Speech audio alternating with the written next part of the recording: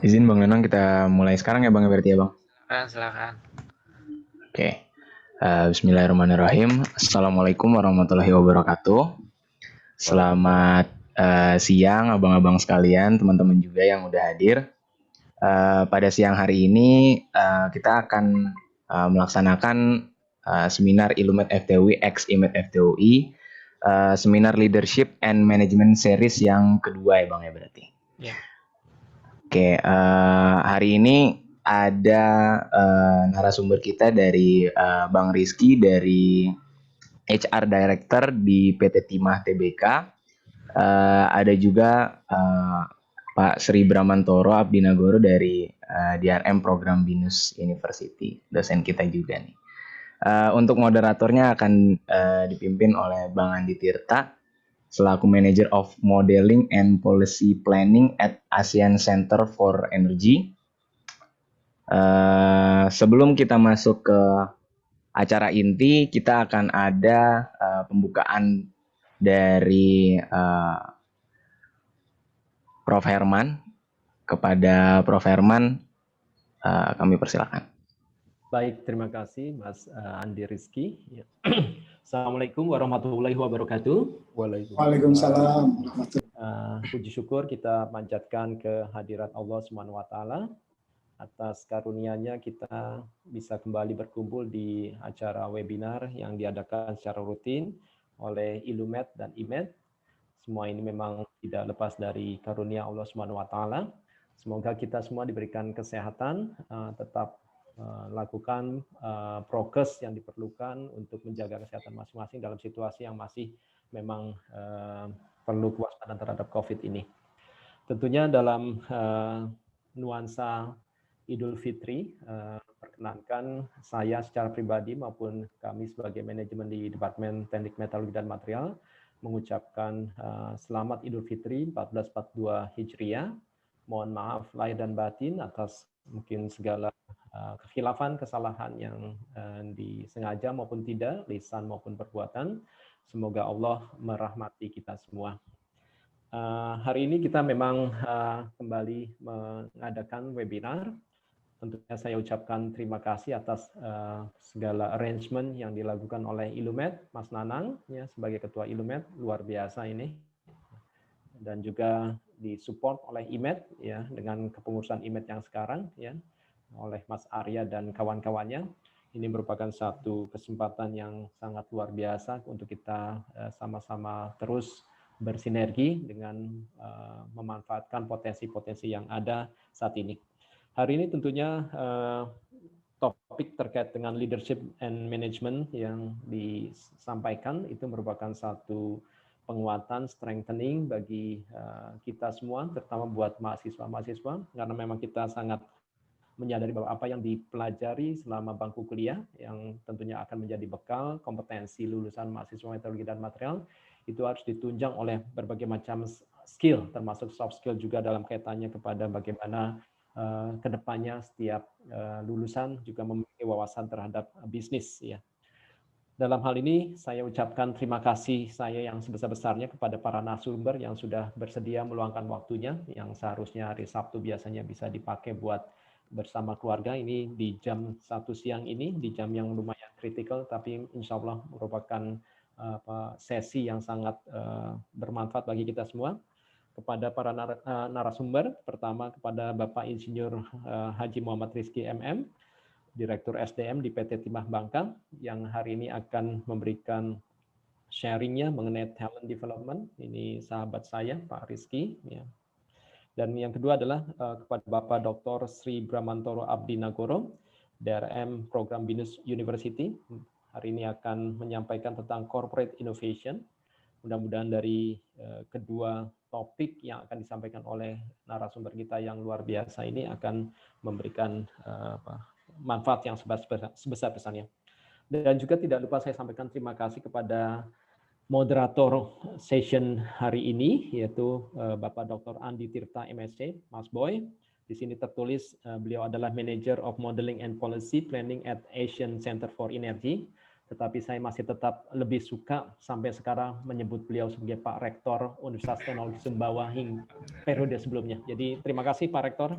Ampun Prof. Kesediaan waktunya memoderatori sesi hari ini luar biasa sesi siang ini gabungan orang-orang hebat dan juga tetap kita merupakan rangkaian dari apa yang sudah dijalankan di webinar-webinar sebelumnya oleh seluruh para narasumber yang menurut saya selalu sampaikan kepada Pak Mas Nanang bahwa luar biasa. Saya sangat bangga kepada para alumni kita ya, yang bagaimanapun sudah berkiprah di tempat masing-masing, tetapi begitu menyampaikan dalam webinar ya ternyata scientific content-nya itu masih sangat kuat. Itu yang sesuatu yang saya lihat benang merahnya sampai dari awal hingga akhir hingga sekarang lah maksudnya itu saya lihat scientific content itu selalu dijaga oleh para narasumber kita. Terima kasih, itu merupakan suatu proses pembelajaran yang sangat bagus buat mahasiswa-mahasiswa kami. Mudah-mudahan juga yang ikut di sini mahasiswa kami juga semakin banyak sehingga memang kesempatan yang sangat berharga ini bisa dimanfaatkan sebaik-baiknya.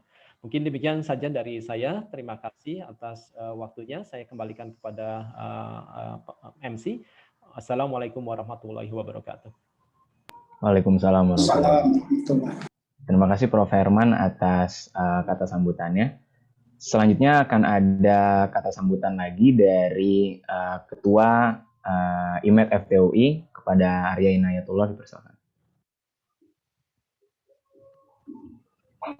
Baik, Bismillahirrahmanirrahim. Assalamualaikum warahmatullahi wabarakatuh. Selamat siang semuanya. Perkenalkan kembali saya Arya Inayatullah. Alhamdulillah tahun ini diamanahkan menjadi Ketua IMED FTUI 2021. Mungkin karena sekarang itu masih berdekatan dengan Hari Raya Lebaran kemarin, izinkan saya untuk mengucapkan selamat Hari Raya Idul Fitri 1442 Hijriah. Minal aidin wal faizin. Semoga, mohon maaf dan batin. Semoga segala amal dan ibadah kita selama bulan Ramadan kemarin dapat terima oleh Allah Subhanahu wa taala. Amin, amin, amin. Ya. Alhamdulillah pada hari yang berbahagia ini kita dapat berkumpul kembali pada acara Leadership and Management Forum Bisnis Ilumet seri yang kedua. Untuk seri yang pertama, alhamdulillah telah lancar laksanakan pada bulan April kemarin. Nah, diharapkan dengan adanya webinar Leadership and Management Forum Bisnis Ilumet ini, kita semua dapat, tadi benar yang disebutkan oleh Pak Prof. Herman, kita semua dapat menambah soft skill. Bukan hanya dari core competence yang kita dapatkan ketika berkuliah, tapi kita juga dapat menambah soft skill dari acara-acara webinar seperti ini. Semoga acara ini dapat lancar sampai akhir dan setiap esensinya dapat terdeliver kepada seluruh partisipan. Tak lupa saya juga ingin mengucapkan terima kasih kepada Bang Muhammad Rizky dan juga kepada Bang Sri Bramantoro Abinegoro sebagai narasumber pada hari ini, dan kepada Bang Andi Tirta yang telah bersedia menjadi moderator pada hari ini. Mungkin akhir kata dari saya, semoga acara hari ini dapat lancar dan setiap pesan ataupun esensinya dapat tersampaikan kepada seluruh partisipan. Mungkin sekian dari saya, terima kasih. Wassalamualaikum warahmatullahi wabarakatuh. Waalaikumsalam warahmatullahi wabarakatuh. Terima kasih pada Arya yang sudah memberikan sambutan untuk acara kita pada siang hari ini. Selanjutnya akan ada sesi foto bersama nih Bang. Mungkin buat abang-abang yang mau on cam, teman-teman yang mau foto bersama, kita sesi foto dulu. Penting banget nih acara ini. Yang sesi ini paling penting kayaknya. Setuju. Nah. Kalau lagi kantor biar ketahuan, oh kita rapat juga akhir.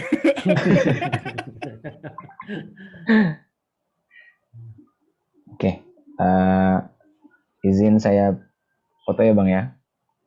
Ada 2 slide, ini yang slide pertama dulu. Oke, 1, 2, 3, iya. Lanjut, slide kedua. 1, 2, 3. Oke.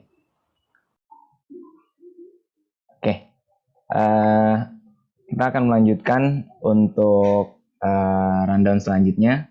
Akan ada pembuka diskusi terlebih dahulu dari moderator untuk memperkenalkan pembicara CV pembicara dan background latar belakang masing-masing pembicara.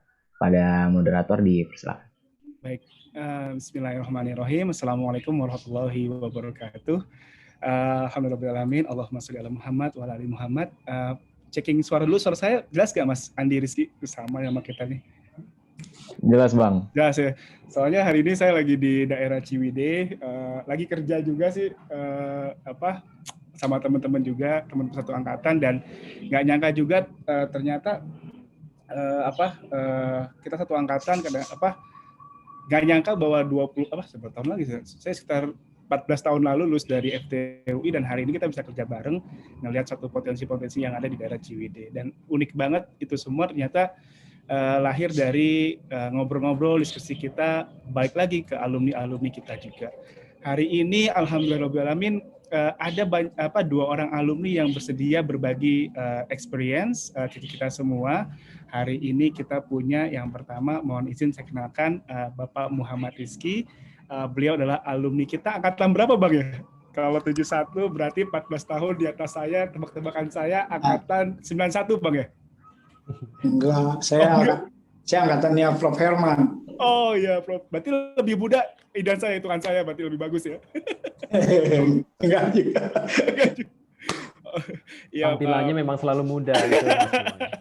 Iya Bang, baik Prof. Tapi sering main 9 sama 91 mungkin itu kemarin kelihatan.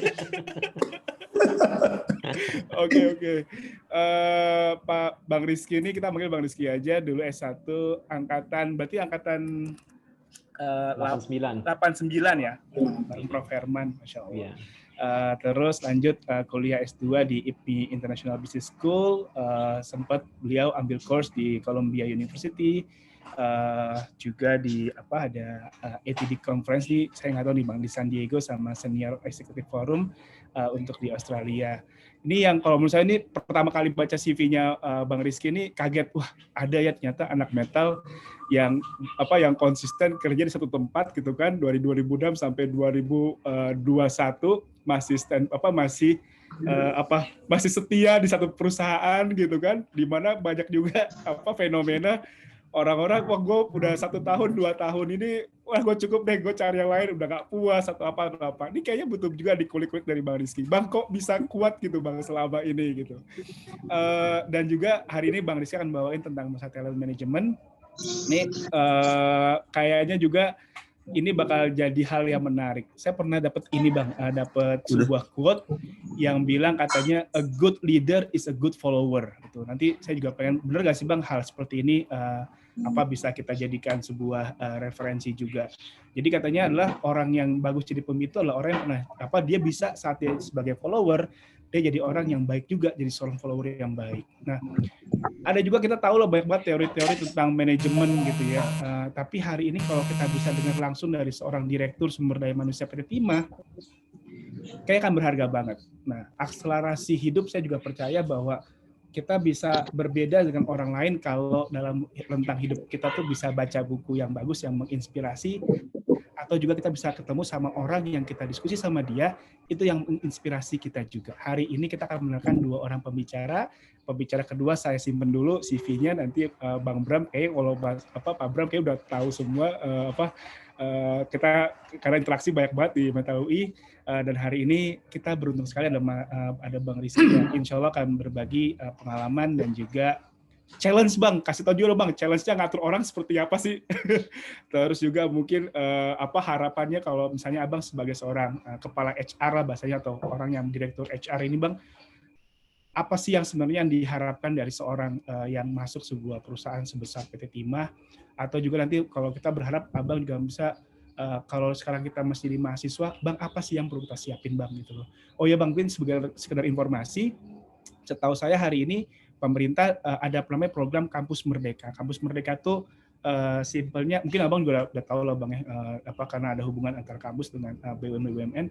Intinya adalah memberikan kesempatan mahasiswa untuk bisa lebih banyak berkarya dan lebih beraktivitas di luaran, termasuk di perusahaan-perusahaan sebagai tempat buat magang dan lebih dari itulah, bahkan sampai 6 bulan programnya.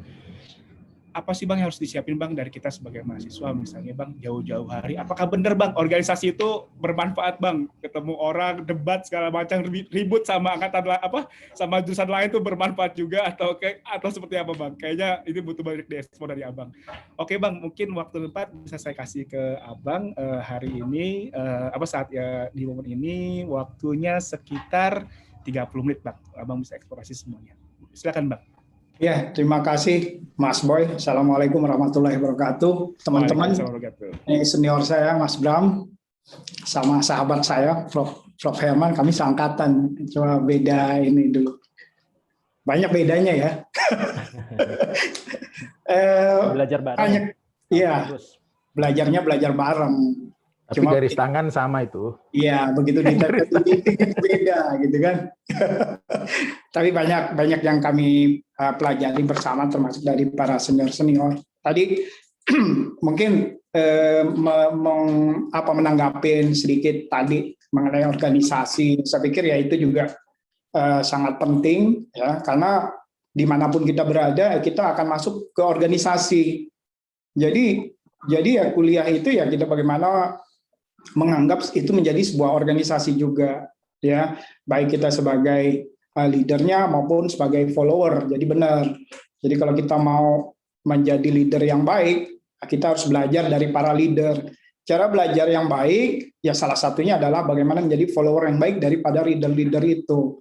Jadi artinya kita tidak menjadi follower hanya salah satu. Jadi itu maksudnya. Jadi kita memfollow beberapa leader yang sisi-sisi baiknya bisa kita ambil sehingga kita bisa menjadi leader yang lebih baik daripada leader yang kita follow ya. Jadi itu benar maksudnya seperti itu. Jadi bukan kita menjadi seorang yang yes man atau penurut ya, tapi maksudnya adalah bagaimana kita menjadi murid yang baik ya, karena semua orang itu adalah guru.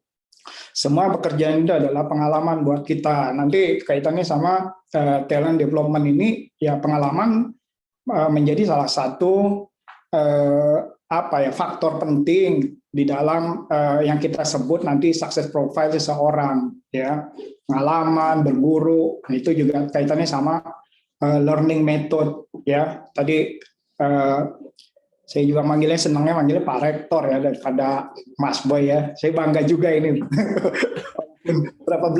berapa tahun tadi selisihnya. Beda 14 Bang.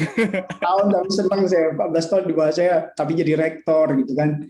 Ya, itu juga artinya kan salah satu contoh juga bagaimana masalah waktu menjadi leader, waktu menjadi parameter juga karena waktu adalah fungsi dari exposure nanti ya. Exposure itu kualitatifnya kemudian dikalikan dengan waktu.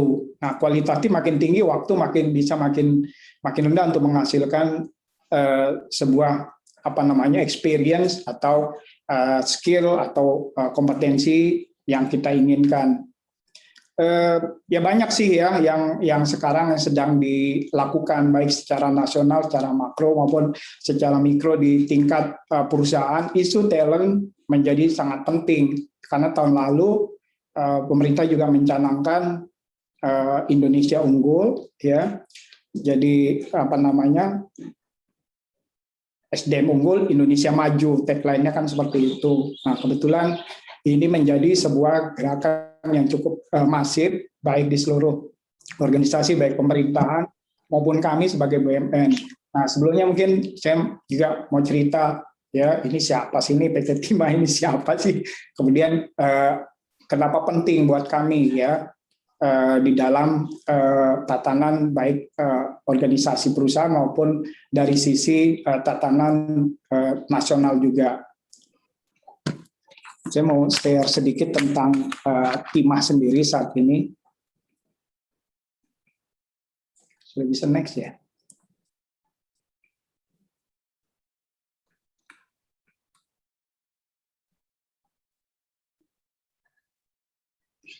Ya.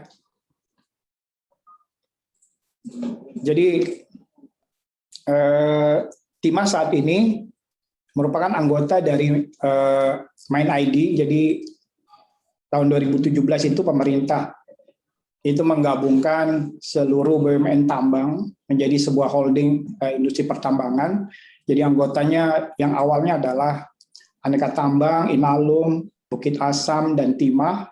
Dan di tahun 2019 kemarin, 2018, holding industri pertambangan juga membeli saham Freeport 51%, dan tahun lalu 2021 20% saham Vale juga dibeli oleh MindID, kita sebut Mining Industry Indonesia. Nah, ini menjadikan MindID ini sebagai sebuah holding pertambangan yang cukup lengkap. Jadi multi komoditas, kemudian juga setelah lihat komposisinya mulai dari aluminium, kemudian aneka tambang punya nikel, punya bauksit, copper, emas juga, logam mulia, Bukit Asam dengan batu baranya, Timah, ya, dengan Timah, dan masing-masing punya juga saat ini yang menjadi isu utama adalah bagaimana melakukan hilirisasi sesuai dengan mandat yang diberikan kepada MindID saat pembentukannya. Jadi dari sini artinya dari segi skala, kemudian multi komoditas. Jadi kita punya mandat. Yang pertama adalah ada 3 mandat ya untuk MindID ini, di mana Timah adalah salah satu anggotanya, yaitu reserve ownership, kemudian proses hilir downstream bisnis, kemudian menjadi world class company dalam konteks baik itu skala finansial maupun talent ya. Jadi ini, nah salah di antara 6 misi itu ada employ the best talent. Jadi untuk bagaimana menjadi world class company, salah satu modalnya adalah bagaimana kita mendevelop talent ya, mulai dari rekrut sampai ke artinya develop, dan juga bagaimana mengembangkannya menjadi leader-leader setelah kita menjadi grup yang cukup besar ini. Dan saat ini juga sedang dilakukan beberapa strategic action untuk global investasi ya, untuk memperluas bisnis baik geografis maupun dari sisi line bisnisnya, komoditasnya. Nah ini jadi bagian dari BUMN, mungkin nanti kaitannya dengan beberapa strategi prioritas dari Kementerian BUMN. Jadi salah satunya adalah unleash talent ya.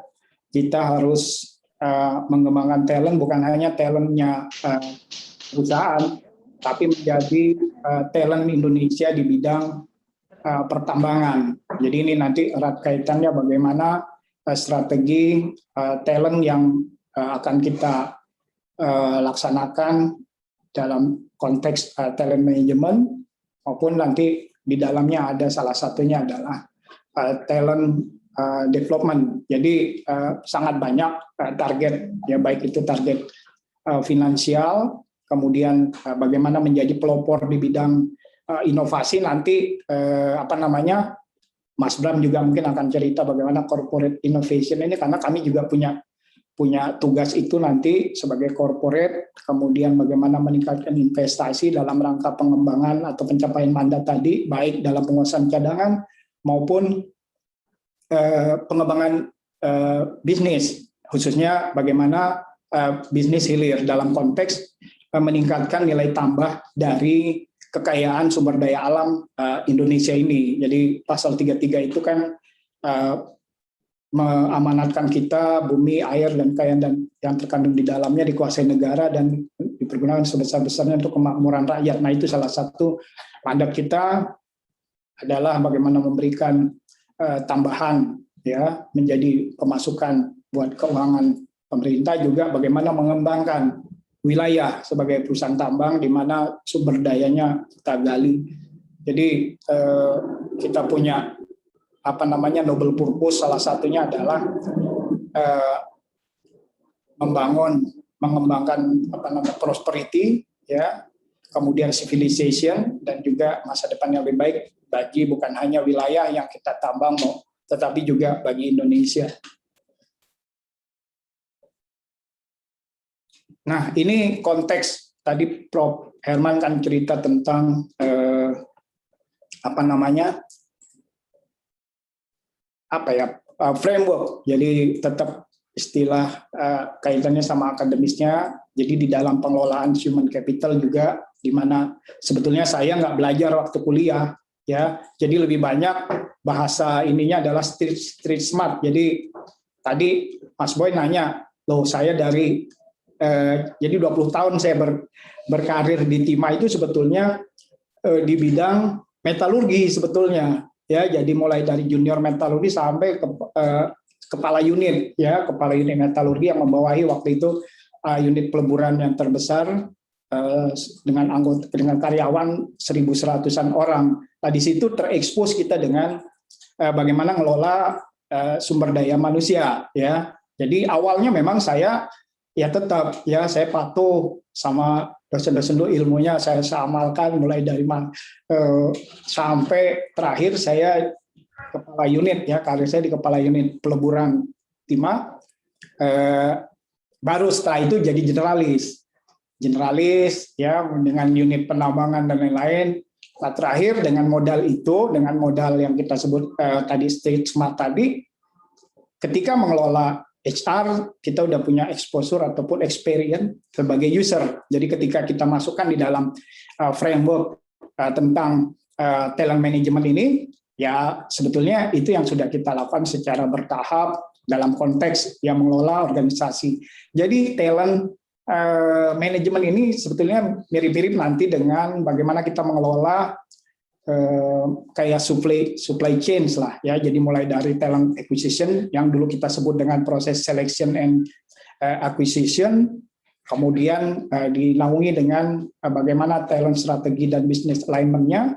Di situ kita cerita tentang planning, bagaimana hubungan antara talent ini dengan bisnis. Jadi ini ceritanya it's about business. Jadi bukan cerita tentang orang, bagaimana orang ini menjadi faktor kunci dari keberhasilan bisnis. Jadi harus align. Jadi start from the end. Jadi bisnis, sasaran bisnis apa yang ingin kita capai, disitulah bagaimana nanti kita melakukan strategi untuk talentnya. Jadi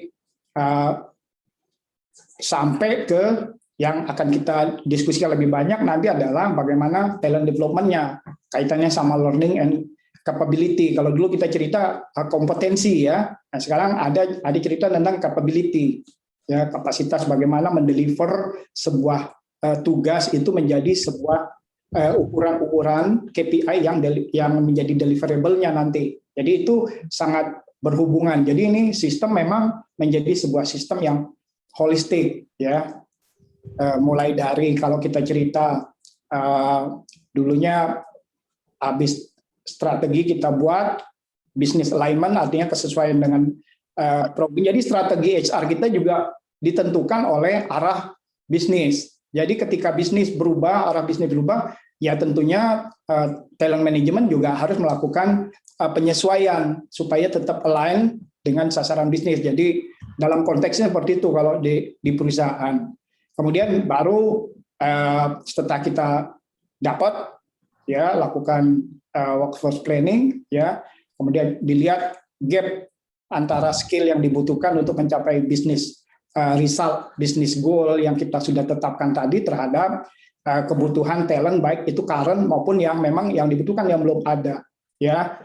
Kita punya ya apa ukuran-ukuran kompetensi, kemudian lebih detail lagi yang disebut dengan capability dan kompetensi manajemen. Jadi itu yang dibuat dalam job profile, kompetensi, kemudian hubungan antara job desk, ya, dengan orang. Nah, baru setelah itu apabila memang diperlukan melakukan proses talent acquisition, itu kalau dulu talent acquisition itu kita ya rekrutmen baik internal maupun eksternal, ya, baik itu fresh graduate maupun pro hire. Jadi tergantung dari tadi yang saya bilang waktu yang kita butuhkan. Jadi kalau mau nyari orang sekualitas Mas Boy itu dalam waktu 3 tahun kita create, kita grooming, ya mungkin nggak bisa, ya mau nggak mau ya tetap kita cari pro hire. Jadi itu karena apa? Bisnis sudah ditetapkan. Jadi sasaran bisnis itu kalau katakanlah kita punya annual, kemudian kita punya long term planning, ya itu harus dicapai dalam waktu itu. Jadi nggak bisa. Jadi sumber daya yang menyesuaikan. Jadi nggak bisa merubah. Orangnya belum siap, bisa nggak diundur? Ya nggak bisa.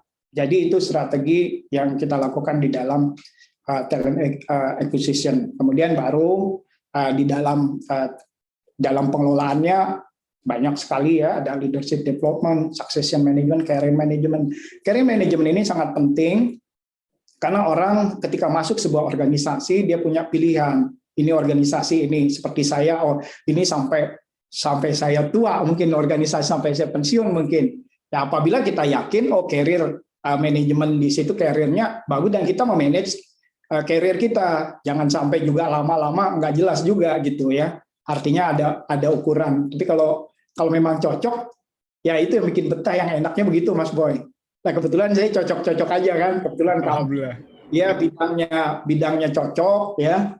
Kemudian baru sekarang udah ditambah menjadi lebih generalis ngurus HR. Nah ngurus HR juga bukan sebuah hal yang baru saya pikir ya. Ini kita sudah mulai sama Prof Herman dulu ketika saya menjadi ketua IMED dulu. Luar biasa nih. Ngurus Mabim, ngurus kegiatan ya walaupun dulu belum selengkap sekarang ya. Jadi kalau saya tadi ngobrol sama siapa tadi, Aufa namanya ya, ininya timnya si Adi ya, apa namanya? Itu juga melatih ya, makanya saya bilang jangan nggak dicantumin di dalam portofolio. Jadi pengalaman kita mengelola itu juga menunjukkan di dalam success profile itu nanti ada yang kita sebut dengan experience, walaupun hubungannya kan di dalam success profile itu ada yang memang bidang teknis, ada yang bidang umum. Success profile kaitannya juga dengan pengembangan personal attribute ya. Jadi ini saya hanya ini frameworknya seperti ini, ada framework, ada ilmunya. Tadi kalau Pak Prof Herman bilang ya semua harus ada relevansinya dengan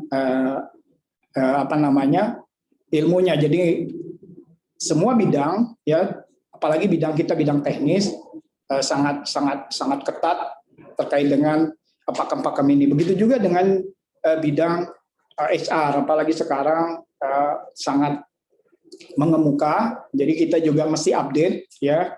Mesti update tentang ini konsep-konsep yang dipakai. Jadi untungnya kita terekspos dengan konsultan, dan di dalam MindID kami punya apa namanya ya, human capital management yang cukup maju ya, sehingga kita menjadi maju bersama-sama.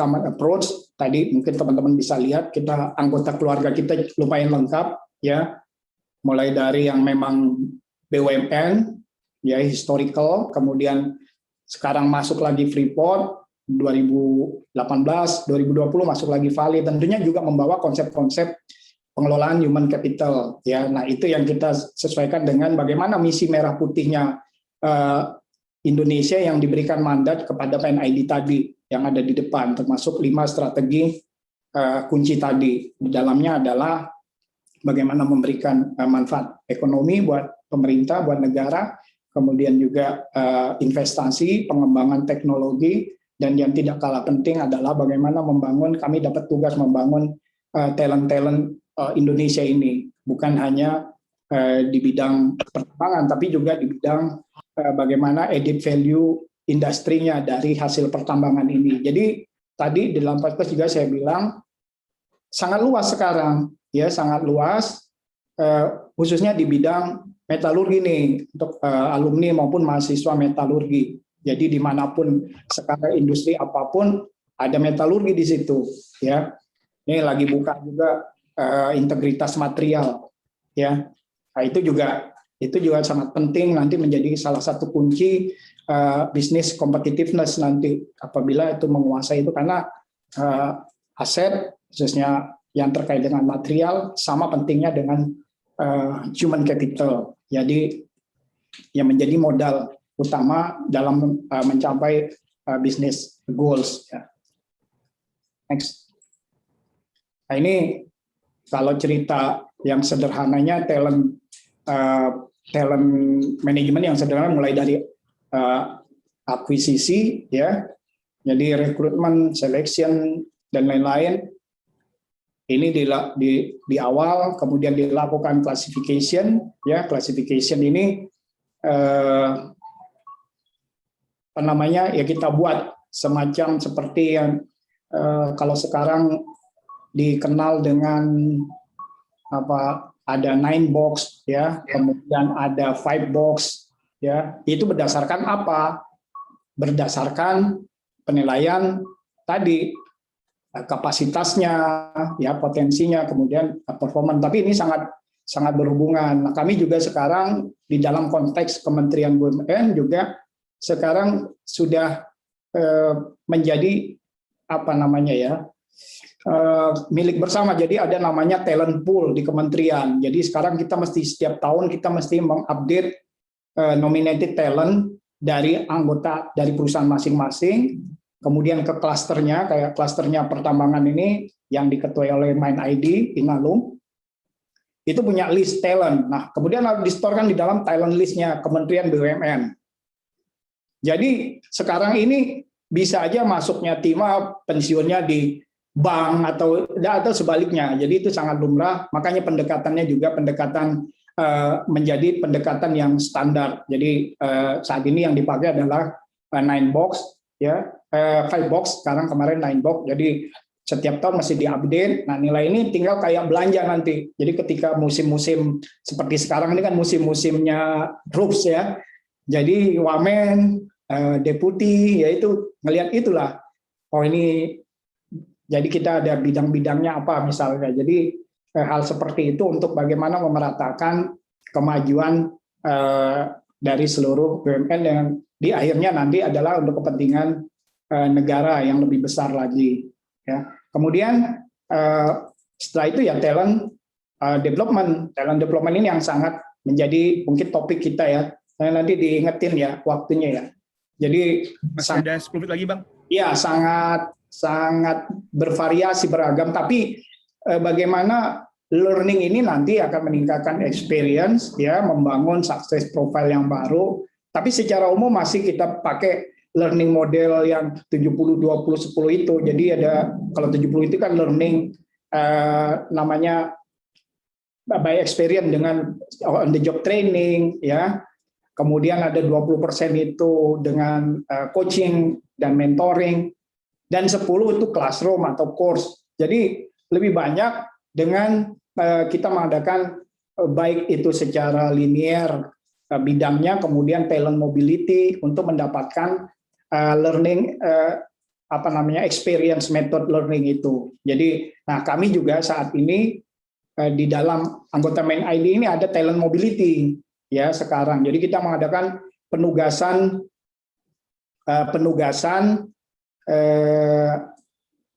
karyawan tuker exchange ya selama 2 tahun dan setahun di antara anggota. Jadi dari Tima ada yang ditugaskan ke Bukit Azam, ke Inalum, ke Aneka Tambang, ya kemudian ke holding. Nah, itu dalam rangka itu juga memberikan pengalaman-pengalaman yang lebih luas sehingga ketika talent group ini menjadi multi komoditas, multitasking, dan juga secara geografi udah nggak menjadi saya komparatif terhadap geografi ini. Basicnya dari timur, bisanya di Antam, di Pemala atau di Freeport, enggak. Jadi bisa juga ke barat nanti, ke Bukit Asam, ya ke Timah, ya. Mungkin nantinya ya. Kalau sekarang saya ini di Bangka terus nih. Makanya betah karena kita memang bersyukur lah ya. Lahirnya di sini cuma kuliah aja di Depok dulu di Kukusan. Jadi talent development. Nah, talent development juga kaitannya sama bagaimana penyediaan analis talent tadi. Untuk saya sekilas menanggapi mengenai Kampus Merdeka. Sebetulnya sama dengan adanya Kampus Merdeka ini, kedua belah pihak juga menjadi belajar ya. Jadi teman-teman di perusahaan jadi menjadi update terhadap kurikulum yang berkembang saat ini di kalangan kampus. Kemudian dari para mahasiswa juga mendapatkan yang update juga tentang aplikasi dari ilmu-ilmu yang ada.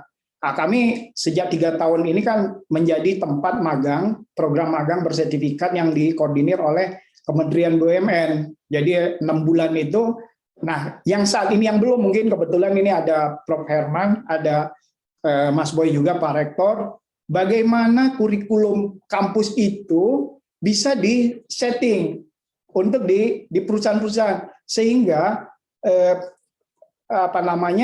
konteks ya dan kontennya relatif sama, sehingga ketika kita mau menilai itu sebagai SKS, jadi udah nggak ada istilahnya, nggak ada, wah ini kok segini aja dikasih sekian SKS. Mereka 6 bulan itu sebetulnya sama dengan kuliah, mata kuliah, asal kita kasih ini loh, kurikulumnya lah yang harus mereka pelajari. Dan juga bagi pihak perusahaan, mereka menjadi, oh ini kita mesti menstandarkan dengan ilmu yang sekarang. Itu yang kami sebut dengan mungkin apa yang bahasa dulunya matrikulasi atau apa. Jadi ketika mereka juga mau mengupdate ilmunya, udah lebih nyambung frekuensinya. Nah, ini mungkin yang masih belum cepat ini mengenai tadi mau repot atau enggak ya. Jadi dari pihak kampus akan mendelegasi ketika anak itu ditugaskan magang, ini loh materinya. Ya katakanlah misalnya kita cerita tentang metalurgi, oh di magang di Timah, oh dia ceritanya tentang mineral processing atau mau tentang metalurgi kita dulu ya, korosi misalnya ya. Ini tentang kalau bidang perusahaannya ada kaitannya sama maintenance ya, material, korosi atau polimer misalnya ya. Nah, itu harus jelas sehingga anak-anak ini nggak keleleran juga. Jadi ketika 6 bulan itu benar-benar dia dapat kredit ya, dan juga dapat benar-benar ilmu seperti bagaimana mereka kuliah di kampus ya. Nah, ini yang kaitannya sama talent development dengan hubungannya dengan kampus Merdeka ya. Next mungkin. Saya cerita tentang talent review ya. Jadi ini juga kaitannya sama career planning. Jadi di dalam juga tadi saya bilang career management seperti apa. Jadi di awal ketika orang direkrut, kita sudah punya sebetulnya semacam career planning tergantung dari programnya. Seperti Mind ID saat ini sedang mengadakan program namanya Graduate Development Program. Jadi ini saya sampaikan juga. Jadi kita akan membuka pintu untuk the best graduate dari seluruh, bukan hanya dari Indonesia ya, dari luar negeri juga. Ya, bagaimana kita bisa mengengage ya, kemudian mengembangkan, kemudian bagaimana meretensi talent itu untuk kepentingan Mind ID sebagai agen untuk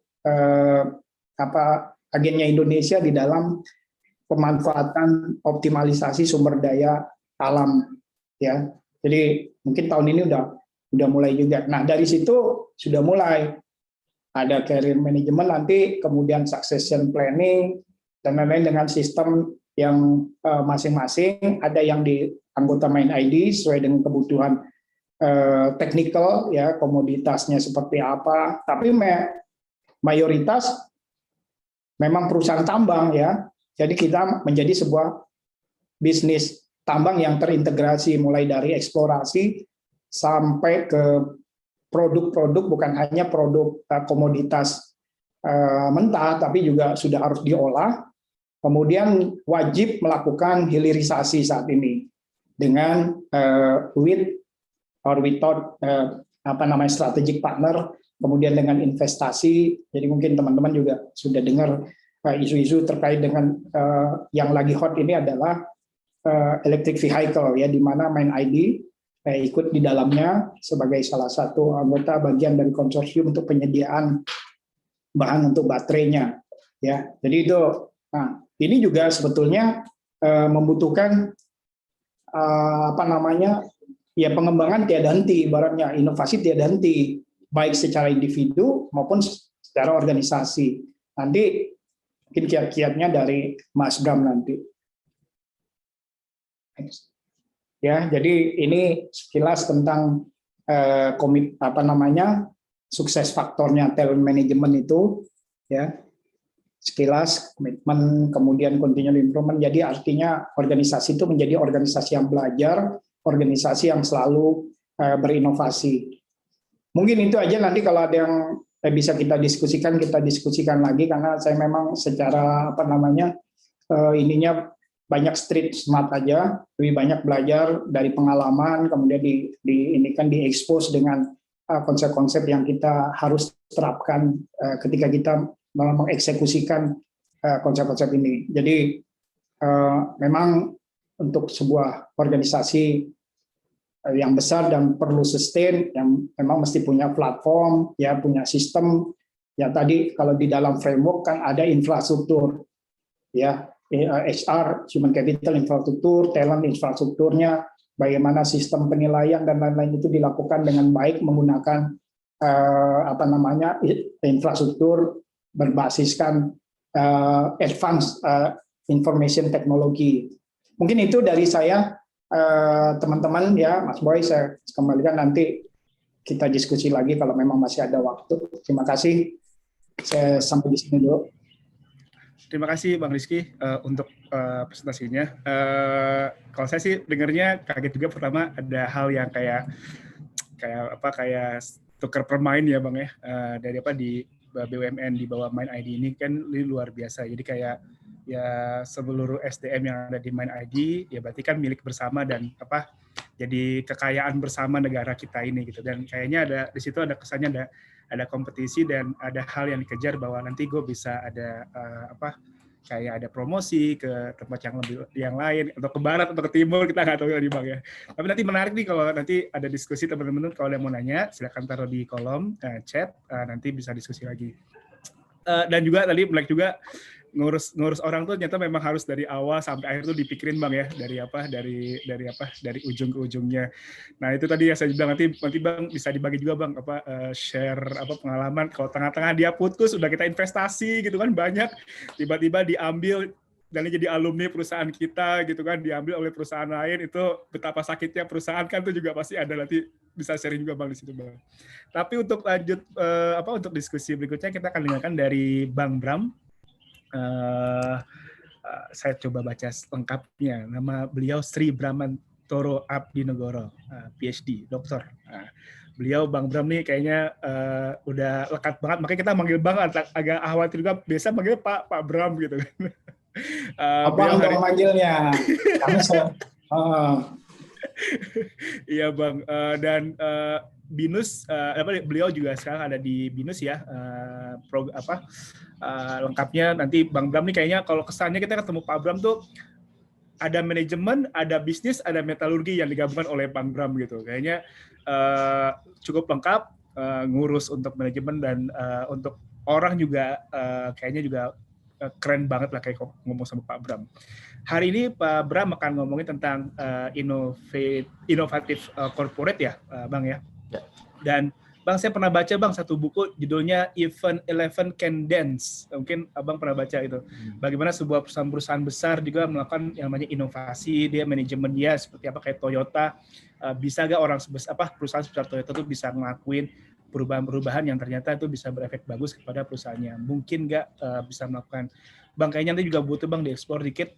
Kalau di zaman sekarang katanya sampai 5.0 nih, apa sih Bang efeknya Bang gitu, kecepatan sebuah perusahaan untuk bisa melakukan inovasi dan kreativitas perusahaan hari ini seperti apa sih tuntutannya di pasar, di market gitu kan, sebuah perusahaan untuk bisa mengkombinasikan itu dia tadi Bang, dari inovasinya, kreativitas, dan juga kayaknya buat pengembangan seperti apa. Kadang kan kalau kayak perusahaan udah lama atau sebuah organisasi udah lama, ngerubahnya kan juga sulit Bang. Nah, hal-hal seperti apa sih Bang tuntutan hari ini Bang yang diharapkan dari sebuah perusahaan? Ada istilah agile lah, ada istilah dulu ada istilah GNO, ada objektif, ada target. Hari ini ada lagi KPR ya istilahnya. Saya lupa. Ada lagi lah istilahnya itu KPR kalau salah ya. Gitu. Bang, nanti mungkin bisa di-share sedikit Bang pengalaman Abang seperti apa. Terima kasih. Silakan Bang, waktu dan tempat kami persilakan. Ada 30 menit untuk Abang untuk bisa sharing ke kita semua. Baik, Bang Andi, terima kasih waktunya. Terima kasih juga Mas Rifki tadi ya, cerita dengan banyak. Baik, sebenarnya saya orang mental juga gitu ya, karena kebetulan saya ngambil S2, S3-nya di tetangga sebelah ya di ekonomi gitu ya. Jadi larinya ke manajemen memang. Nah, kebetulan di kita di metalurgi ada kuliah manajemen industri. Jadi memang itu dekat ya. Dan saya senang sebenarnya jalan-jalan gitu ya ke ya bidang metalurgi ya, ke main ID, ke tambang gitu ya, sehingga paling enggak saya punya gambaran kalau manajemen ngomong metalurgi nyambung lah kira-kira gitu ya. Nah, sekarang kebetulan saya juga diminta sama BINUS untuk jadi deputy head-nya ya, sekjur lah kira-kira kalau bahasa itunya di kita itu ya, untuk teman-teman yang mau ngambil doktor di bidang manajemen pastinya ya, karena larinya ke sana.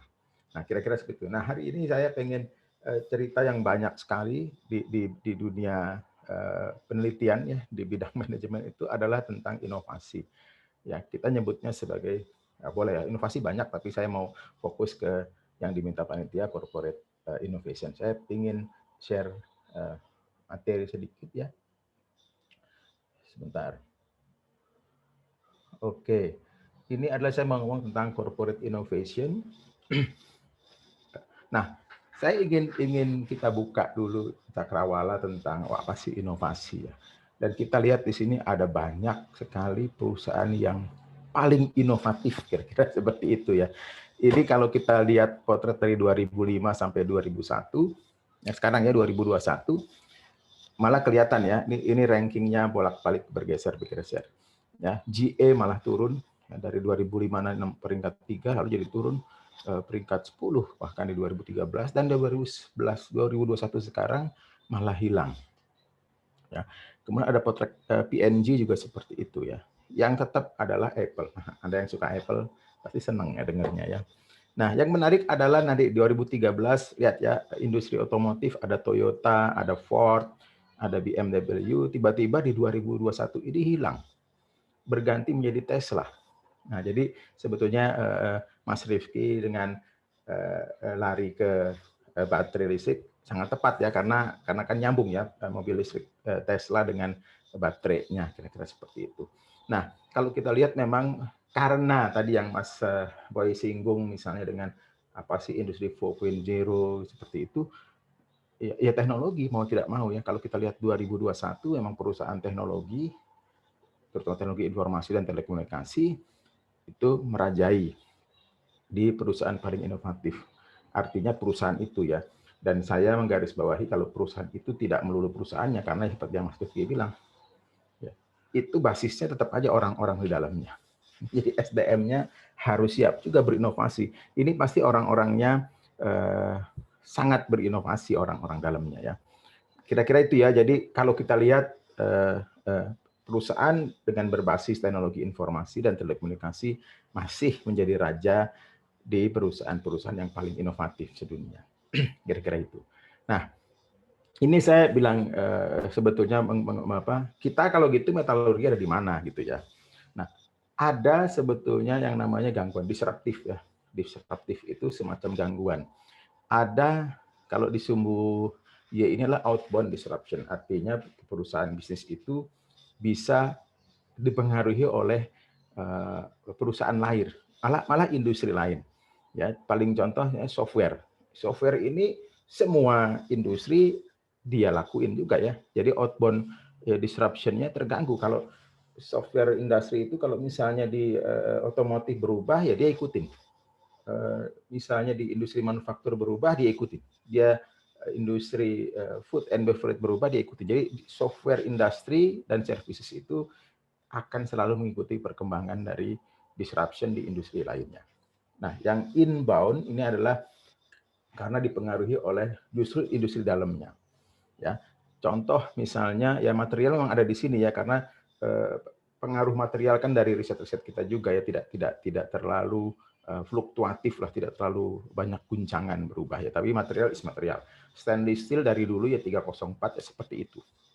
Ya, jadi kalau industrinya berubah, misalnya contoh ya, misalnya ini Tesla mobil otomotif, bodinya nggak lagi seperti itu, tetap jadi besi menjadi aluminium. Nah itu kan perubahannya di situ. Jadi lebih banyak di industri materialnya yang bergeser ya. Terjadi disruption itu ada di industri materialnya. Kira-kira itu begitu. Ini banking juga sama ya. financial institution itu dipengaruhi oleh industrinya juga ya. Sekarang itu bank sedang berbicara sebenarnya, sedang ngobrol ya, mencari keseimbangan baru antara bank konvensional sekarang dengan fintech. Karena sekarang udah ada fintech, ada OVO, ada segala macam. Apa tuh jenis kelaminnya OVO gitu ya. Kalau bank konvensional saya tahu ya BCA, ada ruangannya, mungkin ada tellernya gitu ya. Bank syariah juga sama, mungkin temanya sama ya. Tapi ketika kita bilang OVO, yang Grab gitu ya, yang GoPay gitu, bentuknya apa? Gitu loh. Kita nggak pernah ke situ. Jadi ini ada perubahan disruption itu ada di industrinya. Maka ini financial institution ada di sini semua. Kira-kira seperti ini. Saya ingin mancing dulu atau latar belakangnya kenapa kita harus melakukan inovasi-inovasi gitu ya. Nah, kira-kira itu. Jadi apa sih corporate innovation? Nah, corporate innovation bisa diartikan sebetulnya karena dia punya out of the box thinking. Jadi out of the box kata kuncinya. Ya. Udah cukup. Dan kemudian Cukup. Ya. Udah. Kemudian macam-macam kalau dibilang apa sih Pak inovasinya? Apa sih jenis inovasinya? Macam-macam. Ada product innovation. Ada mungkin divisi, ada system innovation. Jadi anything about bisnis bisa jadi dari inovasi ya. Contoh Gojek ya, Grab, Netflix itu juga sesuatu yang membutuhkan inovasi baru ya. Gojek dan Grab mungkin sama, industrinya adalah tukang ojek ya. Tetapi ketika digeser menjadi bentuknya online, berubah lagi itu. Netflix juga gitu, bagaimana kita bisa menonton dengan asumsi kita sekarang nonton itu di bioskop, nonton film bagus di bioskop, ternyata diubah sama Netflix. Apalagi zaman sekarang ketika pandemik makin tinggi. Maka kan gangguan disruption itu terjadi ketika Netflix ada, Gojek ada, Grab ada. Sehingga mari kita berpikir tentang bagaimana dengan industri kita gitu ya. Nah, ini ada jenisnya sebenarnya ya. Secara teoritis itu ada yang sifatnya incremental ya. Kebaruan teknologinya sih biasa aja, rendah ya, low di sini, tapi impact pasarnya juga kecil ya. Nah, yang perbedaan jauhnya adalah disruptif tadi ya. Ketika pengaruh pasarnya luar biasa dan teknologi kebaruannya itu juga tinggi. Tadi saya bilang Gojek itu masuknya disruptif sebetulnya ya. Karena tiba-tiba mengimpak pasar yang luar biasa. Ketika taksi yang konvensional berubah menjadi taksi yang by elektronik, kan lewat HP saja kita bisa pesan dan kita bisa bayar dan segala macam di situ dengan jari kita sudah bisa lakukan ya. Itu adalah disruptif ya. Ada juga yang sifatnya radikal ya, ini karena kita mengandalkan teknologi baru ya, contohnya saya dengar kemarin ya ada beberapa perusahaan manufaktur otomotif yang merubah menjadi yang tadinya manual menjadi robot. Itu juga sesuatu ya, karena dia menggunakan teknologi yang baru, sementara mungkin pasarnya nggak berpengaruh. Hanya saja gini, pasar mobil segitu-segitu aja, tapi cara beroperasinya, gitu ya, cara beroperasinya yang tadinya dengan orang, dengan kesalahan, ya human error banyak, itu menjadi sesuatu yang didesain, yang udah diatur dengan algoritma tertentu, gitu ya, sehingga dia mungkin errornya human error ini kecil, dan itu perubahannya luar biasa ya.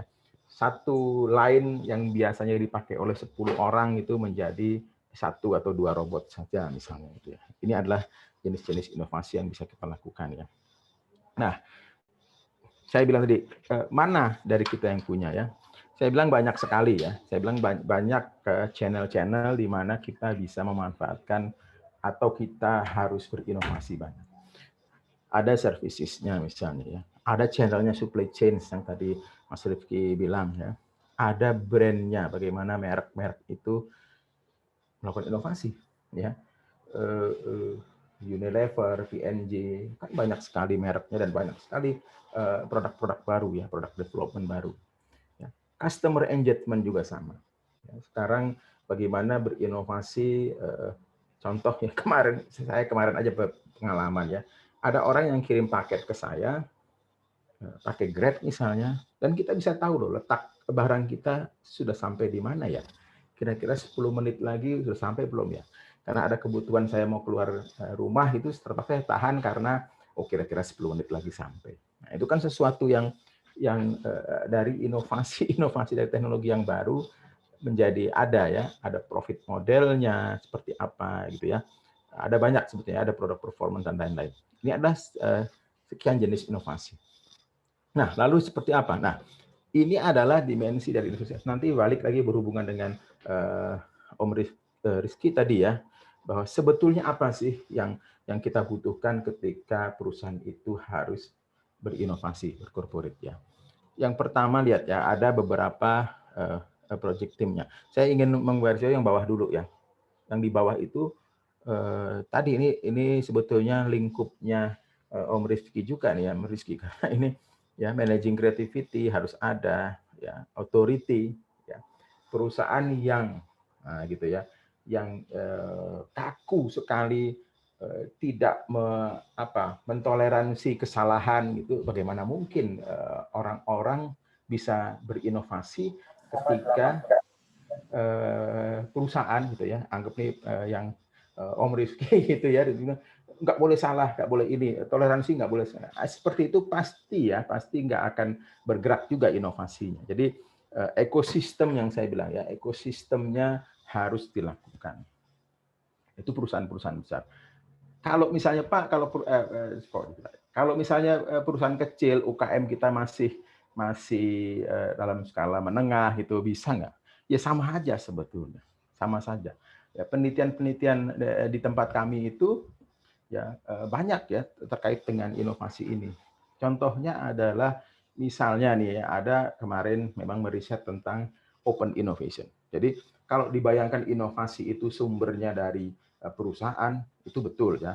Tetapi sekarang itu sudah agak bergeser ya. Ada yang berpikiran, enggak juga, ternyata inovasi timbulnya dari konsumen kita, dari buyer kita misalnya. Sehingga kita melakukan kerja inovasi bareng. Itu yang namanya open innovation. Ya, memang ya ada beberapa yang berubah, ada yang ingin, ada yang tidak juga.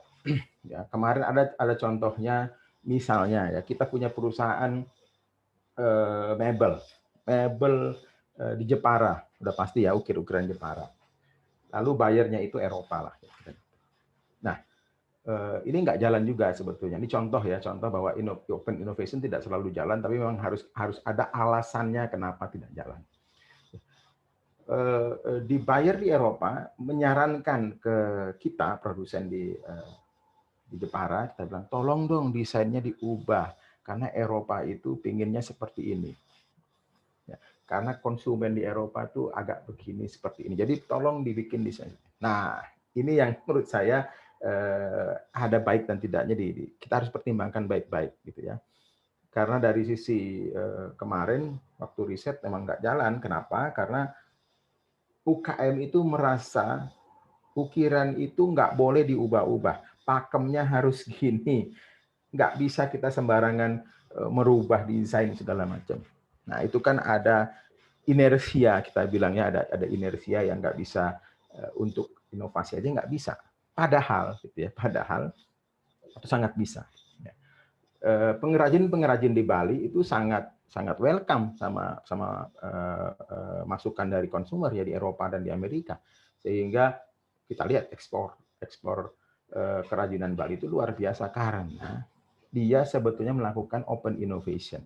Dia melakukan terima ya masukan dari konsumen seperti ini sehingga dia berusaha melakukan inovasi-inovasi terkait dengan itu.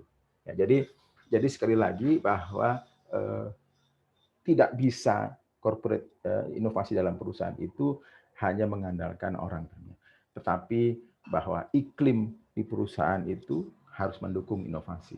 Kenapa harus mendukung? Ya karena untuk menciptakan ekosistem yang baik di inovasinya. Orang yang inovasi kan biasanya gitu, menurut saya biasanya itu kan agak liar pikirannya gitu ya. Jangan sampai itu tarik ulurnya dengan manajemen bahwa gimana caranya orang yang kreatif itu tapi tidak lepas, tidak lempar kemana-mana gitu ya. Ini penting. Ya, buat saya itu penting.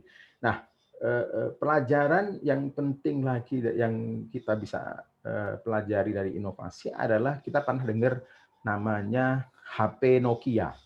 Pertanyaan sekarang, kemana Nokia itu sekarang? Itu ya, Nokia. Ya. Nokia itu dulu mungkin kita ingat ya zaman kita ya 90-an itu Nokia pisang, Nokia sejuta umat, 5110 itu sangat bisa ya waktu itu ya, sangat ramai. Tetapi kenapa Nokia sekarang itu tiba-tiba hilang? Nah, beberapa studi menunjukkan bahwa ternyata ada arogansi dari manajemen atas ya, sehingga semua seolah-olah itu karyawan di bawahnya terpressure. Ya, sehingga nggak ada ruang gerak untuk melakukan inovasi, itu yang pertama. Yang kedua, umumnya di dalam sebuah studi bilang terlalu pede, ya, manajemennya terlalu pede, percaya diri terlalu berlebihan sehingga dia lupa bahwa perusahaan itu harus berinovasi, perusahaan itu harus ngikutin apa kata konsumen, gitu ya. Nah, ini kita akan lihat bedanya antara Nokia zaman dulu dengan Samsung yang sekarang. Kenapa Samsung luar biasa naiknya? Ya karena dia mendengarkan itu dan produk-produknya selalu terus dibikin ya seperti itu ya. Jadi perusahaan besar maupun perusahaan kecil sebetulnya sama saja. UKM sebenarnya sama saja. Ya, kita harus melakukan inovasi-inovasi. Ketika kita buka restoran atau punya UKM ya, kita UKM skala ini, tapi kan kemudian ada tingkat kebosanan konsumen sehingga Anda harus melakukan inovasi produknya. Sehingga Anda bikin produk terbaru, ada new menu yang harus Anda tampilkan gitu ya.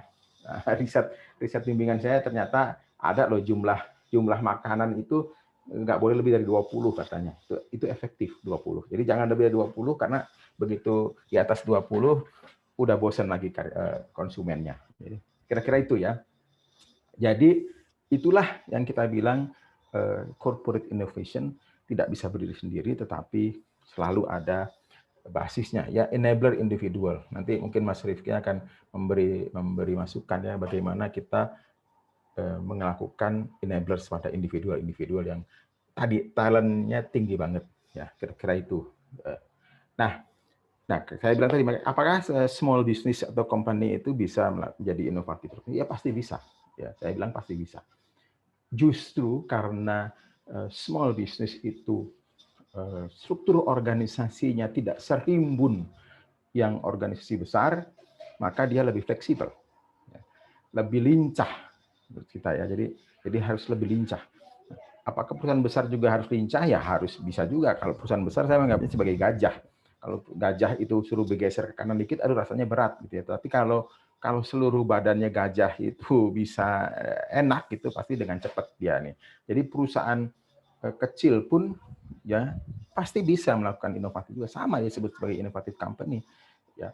Kalau gampangnya biasanya ya kalau kita membandingkan atau mengukur ya caranya misalnya dengan KPI ya, Key Performance Indicator itu dibilang inovatif misalnya, apakah setiap bulan Anda punya menu baru?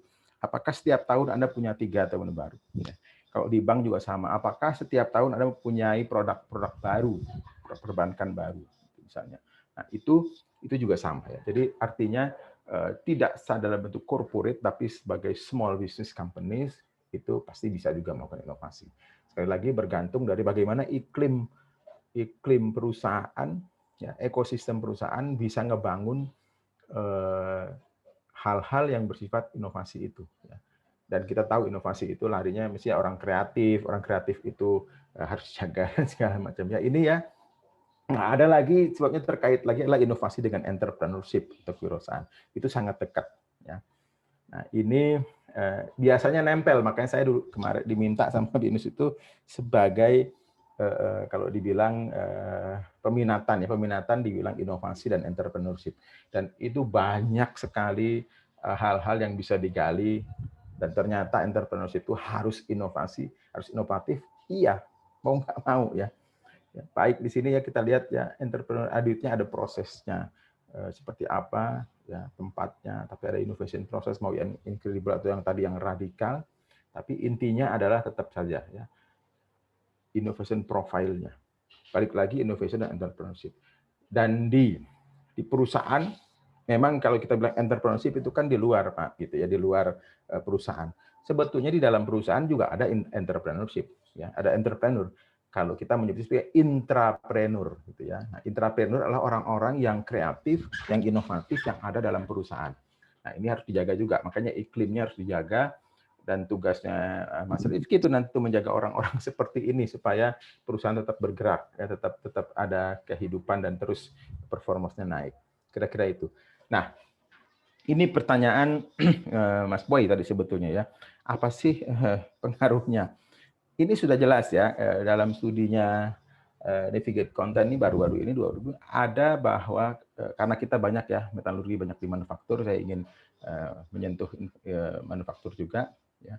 Bagaimana trennya ke depan seperti apa?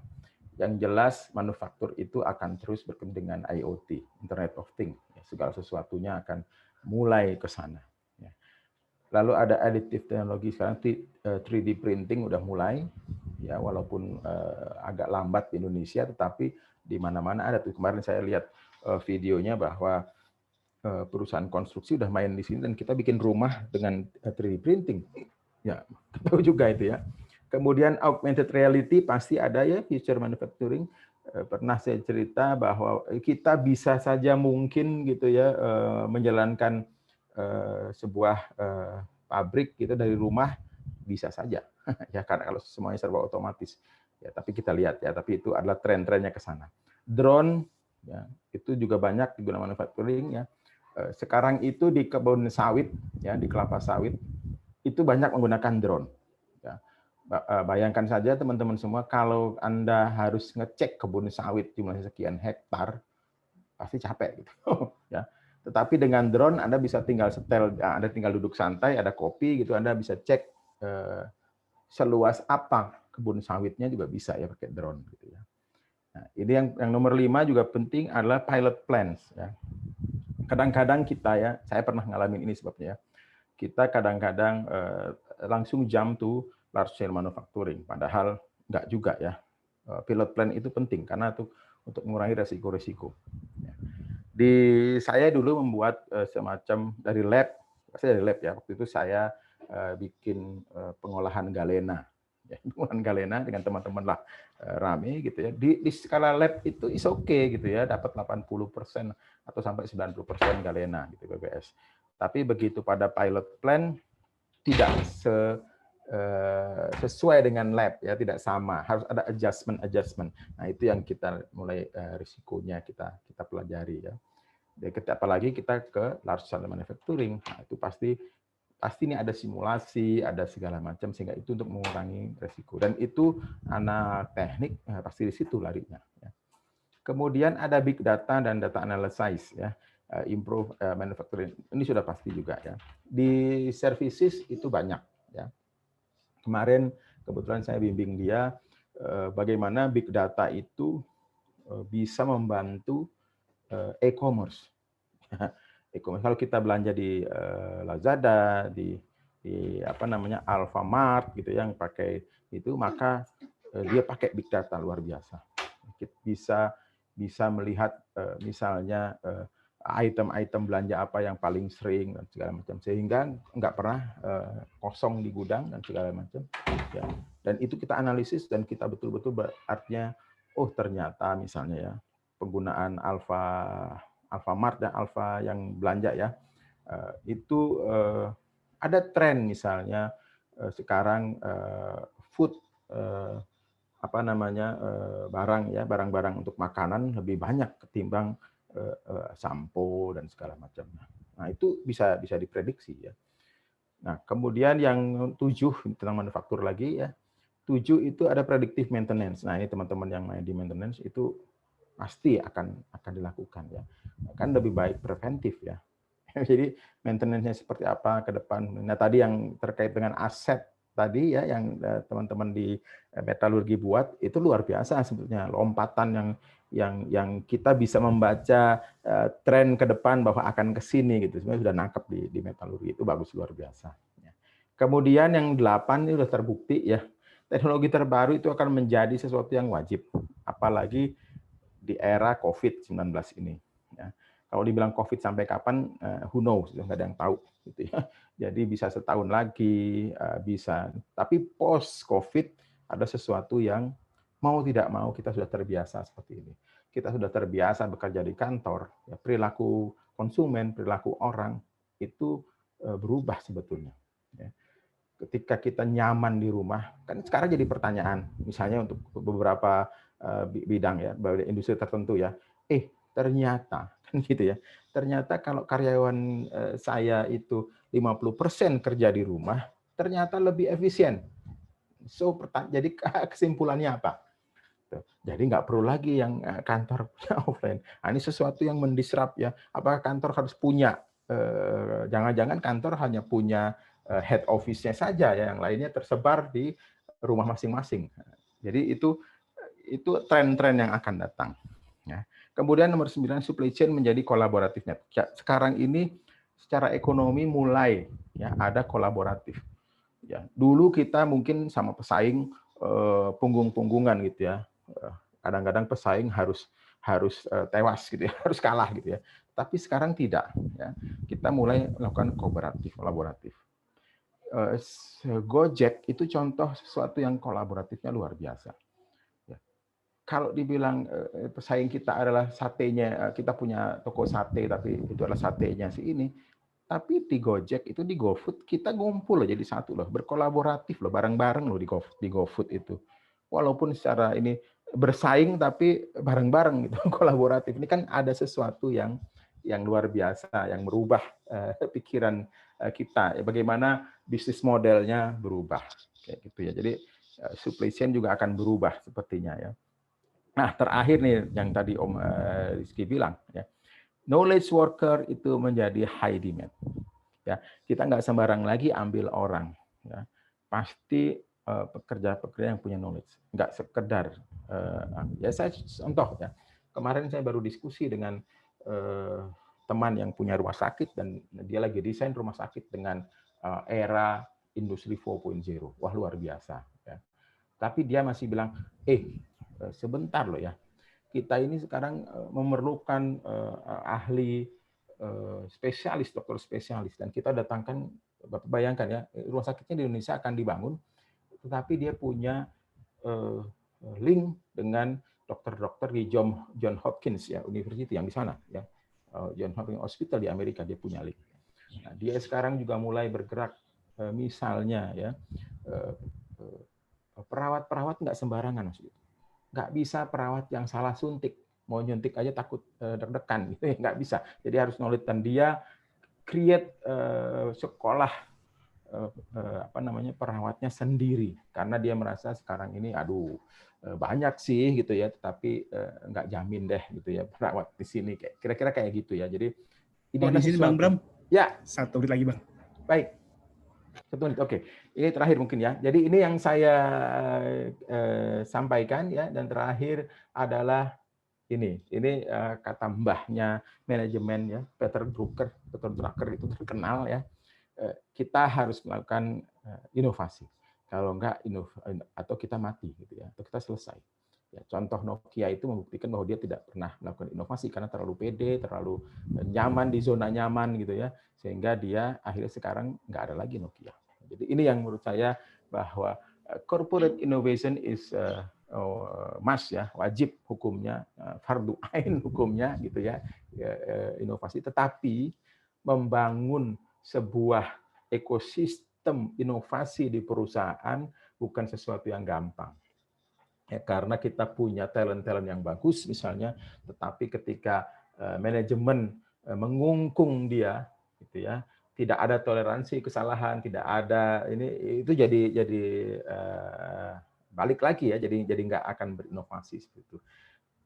Kira-kira itu ya. Jadi dan saya bilang tadi corporate ya, walaupun kita dalam small business ya, inovasi juga ada. Justru saya bilang small business dengan jumlah perusahaan dengan 10 anak buah kayak 11 anak buah itu akan lebih fleksibel dibanding dengan perusahaan yang sangat besar gitu ya, tapi harus berinovasi kan, harus kita pilihkan area-area mana. Tapi yang saya ingin tekankan adalah kita harus membangun ekosistem inovasi di perusahaan kita, baik besar maupun kecil gitu ya.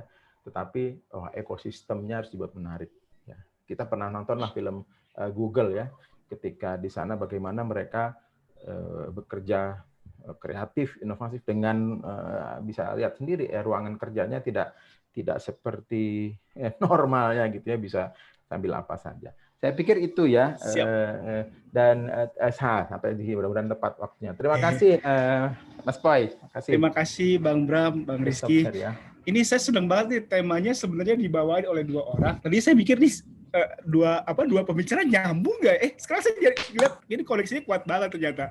Bang Rizky sama Bang Bram, ini sebelum saya bacain pertanyaan, saya mau izin nanya dulu ya, kan moderator bebas, punya kuasa. Bang, oke, saya lanjut dulu ke Bang Rizky. Bang, gimana Abang munculin inovasi di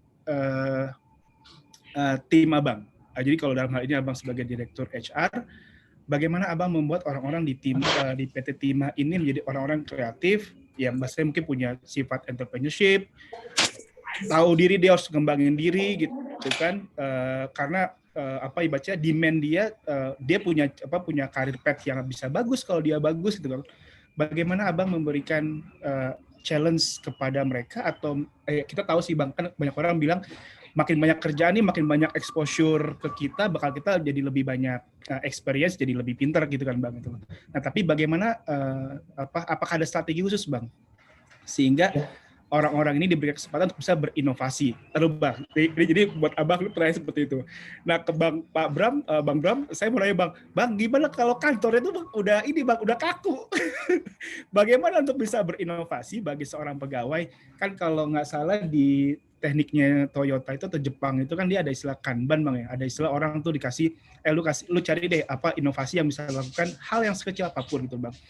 Bang, bagaimana kalau seseorang ada di lingkup sebuah perusahaan atau organisasi yang kaku banget, dia nggak bisa ngelakuin inovasi?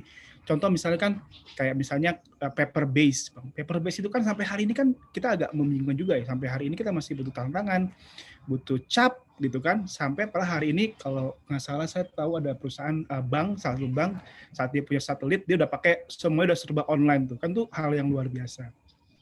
Ini 2 pertanyaan dulu Bang Rizky dulu mungkin bisa Bang, gimana Bang? Ya, saya jawab dulu ya, Mas Bram ya, izin ya, karena moderator tadi yang. tapi senang loh. Kita ternyata ya memang satu sama lain ya memang harus begitu. Kontennya adalah inovasi, tapi platformnya semua adalah sistem HR bagaimana yang memunculkan individu yang inovatif. Ya, nah ini kita bisa cerita bagaimana memacu secara individunya, memberikan atmosfer, perusahaan memberikan atmosfer. Jadi kayak kita ya di perusahaan kita, baik di Timah maupun MindID secara keseluruhan, bahkan BUMN. Jadi kita ada namanya kompetensi BUMN yang kita diakses paling lambat setiap 2 tahun itu dilakukan assessment. Salah satunya adalah personal ininya adalah aspeknya integrity, enthusiastic, dan innovation. Jadi itu sudah dinilai terus. Jadi itu menjadi semacam propertiesnya kita. Nah, tadi kaitannya sama bagaimana berkarir. Ya salah satunya ini juga harus nilainya harus tinggi.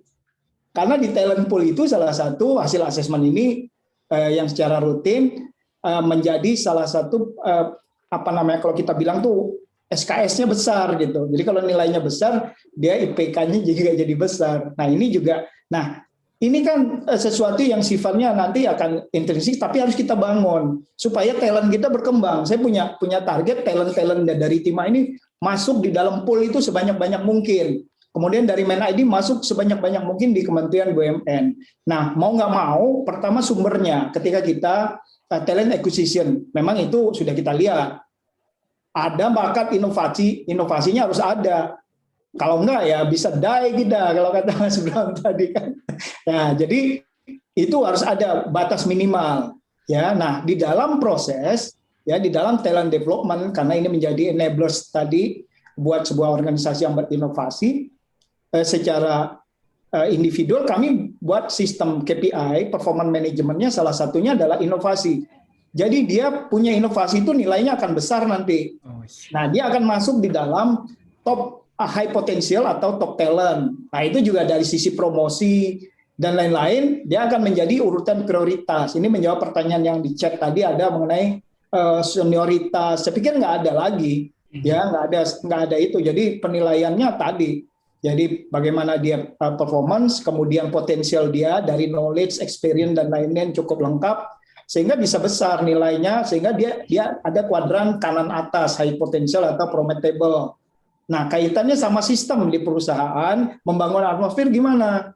Kami ada namanya Innovation Award, ya di samping tadi untuk individu. Jadi setiap divisi itu wajib, KPI divisinya adalah wajib mengirimkan inovasi yang lolos seleksi. Jadi bukan hanya ngirim aja. Jadi kita ada setiap tahun itu ada Innovation Award.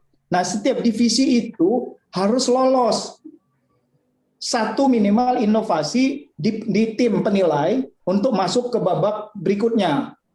Nah, kalau dia 0, KPI dia langsung anjlok divisinya. Jadi semua orang harus berlomba-lomba nih mensukseskan KPI divisinya, di samping nanti yang si individunya sendiri juga dapat award, dapat reward ya. Kemudian itu kita namanya tim hackathon.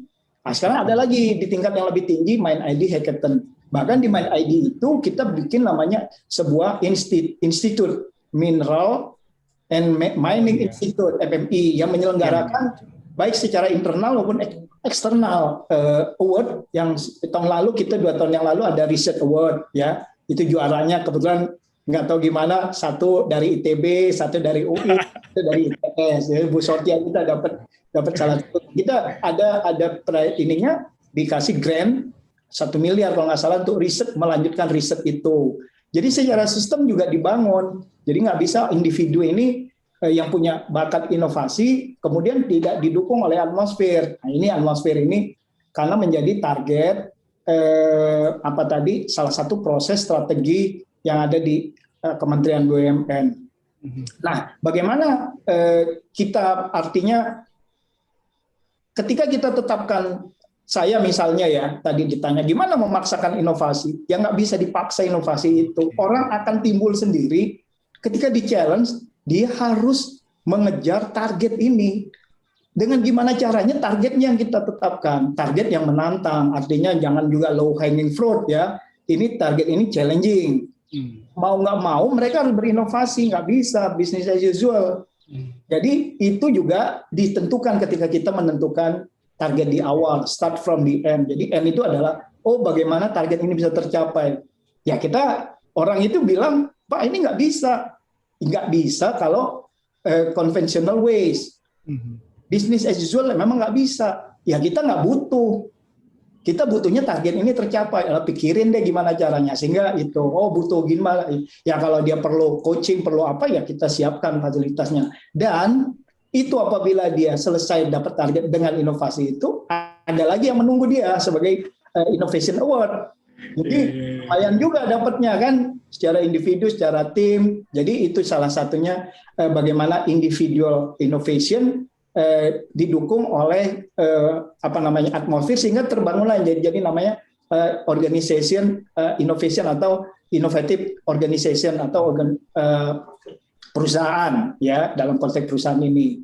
Jadi mau nggak mau dengan agility yang sekarang, tantangan yang berubah, keinginan customer berubah, ya dunia berubah, tidak bisa kita selalu menggunakan business as usual setiap hari. Jadi setiap hari itu ada perubahan yang kita kenal VUCA ini ya. Jadi perubahannya terus. Jadi kalau kita nggak berubah, nggak bisa hidup. Nah, perubahan itulah inovasi. Jadi mau nggak mau kita nggak perlu bilang, kalian harus inovasi. Ya mereka jadi ketika mau hidup ya harus inovasi gitu aja nanti secara alamiah. Nah, baru kita memfasilitasinya, memformalkannya, menginstitusionalisasikan jadi sebuah tim hackathon namanya kita, apakah Innovation Award dan lain-lain. Gitu, Mas. Ya. Saya pernah dengar istilahnya accumulative marginal gain ya istilahnya Bang ya. Gitu. Jadi semua orang melakukan inovasi, dia naikin performance dia masing-masing, akhirnya nanti kena resultnya adalah organisasi secara besar itu akan lebih baik lagi. Oke, berikutnya Bang Bram. Bang, gimana Bang? Kalau orang, gue pengen melakukan satu hal yang beda di organisasi gue.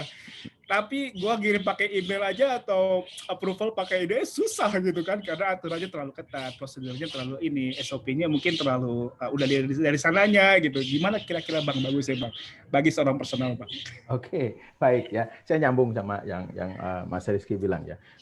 Sangat bagus ya, sangat berbahagialah orang-orang di Man Identimah karena manajemennya sudah menciptakan ekosistem dan mau create itu. Jadi akan dimanfaatkan seperti itu ya.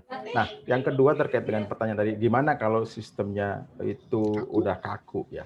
Nah, saya bilang tadi bahwa individual as entrepreneur di dalam perusahaan. Berarti kan dia intrapreneur sebenarnya.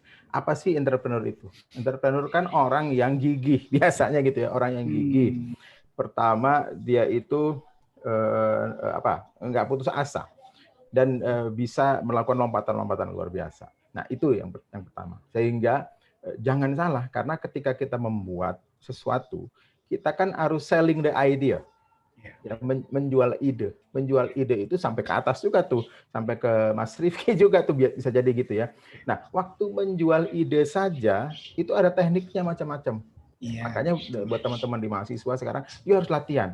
Buat kita mungkin yang sering nongkrong di Pusgiwa ya, itu kan kita selling the idea, bagaimana Anda bikin proposal, menjual ide proposal itu, ya sampai itu jadi, itu kan hal pengalaman yang luar biasa. Dan itu adalah entrepreneur, ya. Dia mencari celah. Gitu ya. Dan nggak putus asa ketika atasannya mentok, dia mungkin cari cara yang tadi yang Mas Rifki bilang, itu extraordinary itu, bukan pasukan khusus tuh gitu ya. Jadi nggak bisa secara konvensional dilakukan dengan cara-cara konvensional, harus dengan cara-cara yang lain, beda lagi ya.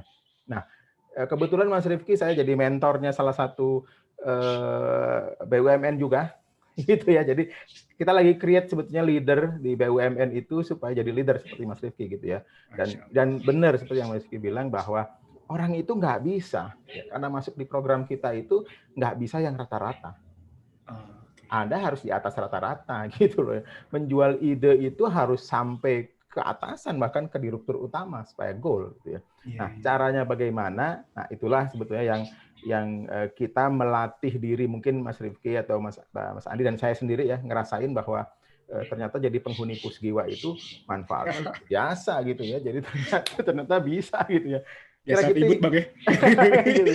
Jadi kira-kira gitu ya Mas Andi. Jadi jangan putus asa karena you are intrapreneur dalam perusahaan itu. Artinya kalau memang di situ mentok, ya lu harus cari caranya. Saya pernah gitu tuh Bang sama senior Bang. Dulu kan ada banjir, terus ngomonglah saya ke alumni kan, Bang, ini gue nggak bisa bawa bantuan ini karena banjir Bang. Terus saya bukannya dikasih jawaban, dikasih solusi. Dia ngomongnya gini, kurang ajar juga. Lu kan ada teknik, lu pikirin dong. Jadi itu hal yang saya ingat lah ya, karena kalau udah bentok atau apa ya memang ininya kaku banget ya, lu pikirin caranya, lu kan ada teknik katanya gitu. Oke, siap. Bang, oke, saya lanjut dulu Bang. Ini kalau saya ngomong banyak nggak enak nih. Ini ada pertanyaan, Bang, dia agak personal, tapi ini kayaknya boleh juga nih dijawab Bang. Bang Rizky. Bang, resepnya apa Bang kira-kira Bang? Kok bisa bertahan di RUPS? RUPS ini kan tough banget kan, pasti kan gitu. Ya tahu semua lah gini untuk menjadi seorang posisi director gitu kan, terus nggak dirubah-rubah gitu. Ini resepnya apa Bang gitu? Mungkin bisa sharing Bang. Kalau saya sih mikir pasti ini sebuah hal yang kita kan punya direktur, berarti udah banyak nih ya direktur alumni metal ya. Ada Bang Rizky, ada Mbak Melani kan gitu kan, ada Melati 97 98 ya, lupa saya KS gitu kan. Dulu ada Bang Dani kan di PGN. Wah, luar biasa di metal. Padahal kita anak metal tapi bisa balik mana-mana gitu. Bang, resepnya gimana Bang? Ini biar yang hari dia ada di BUMN biar bisa jadi direktur juga Bang. Saya nggak tahu ya. Ya artinya kan ya tadi sebenarnya ada di sekarang relatif lumayan, artinya objektif lah ya.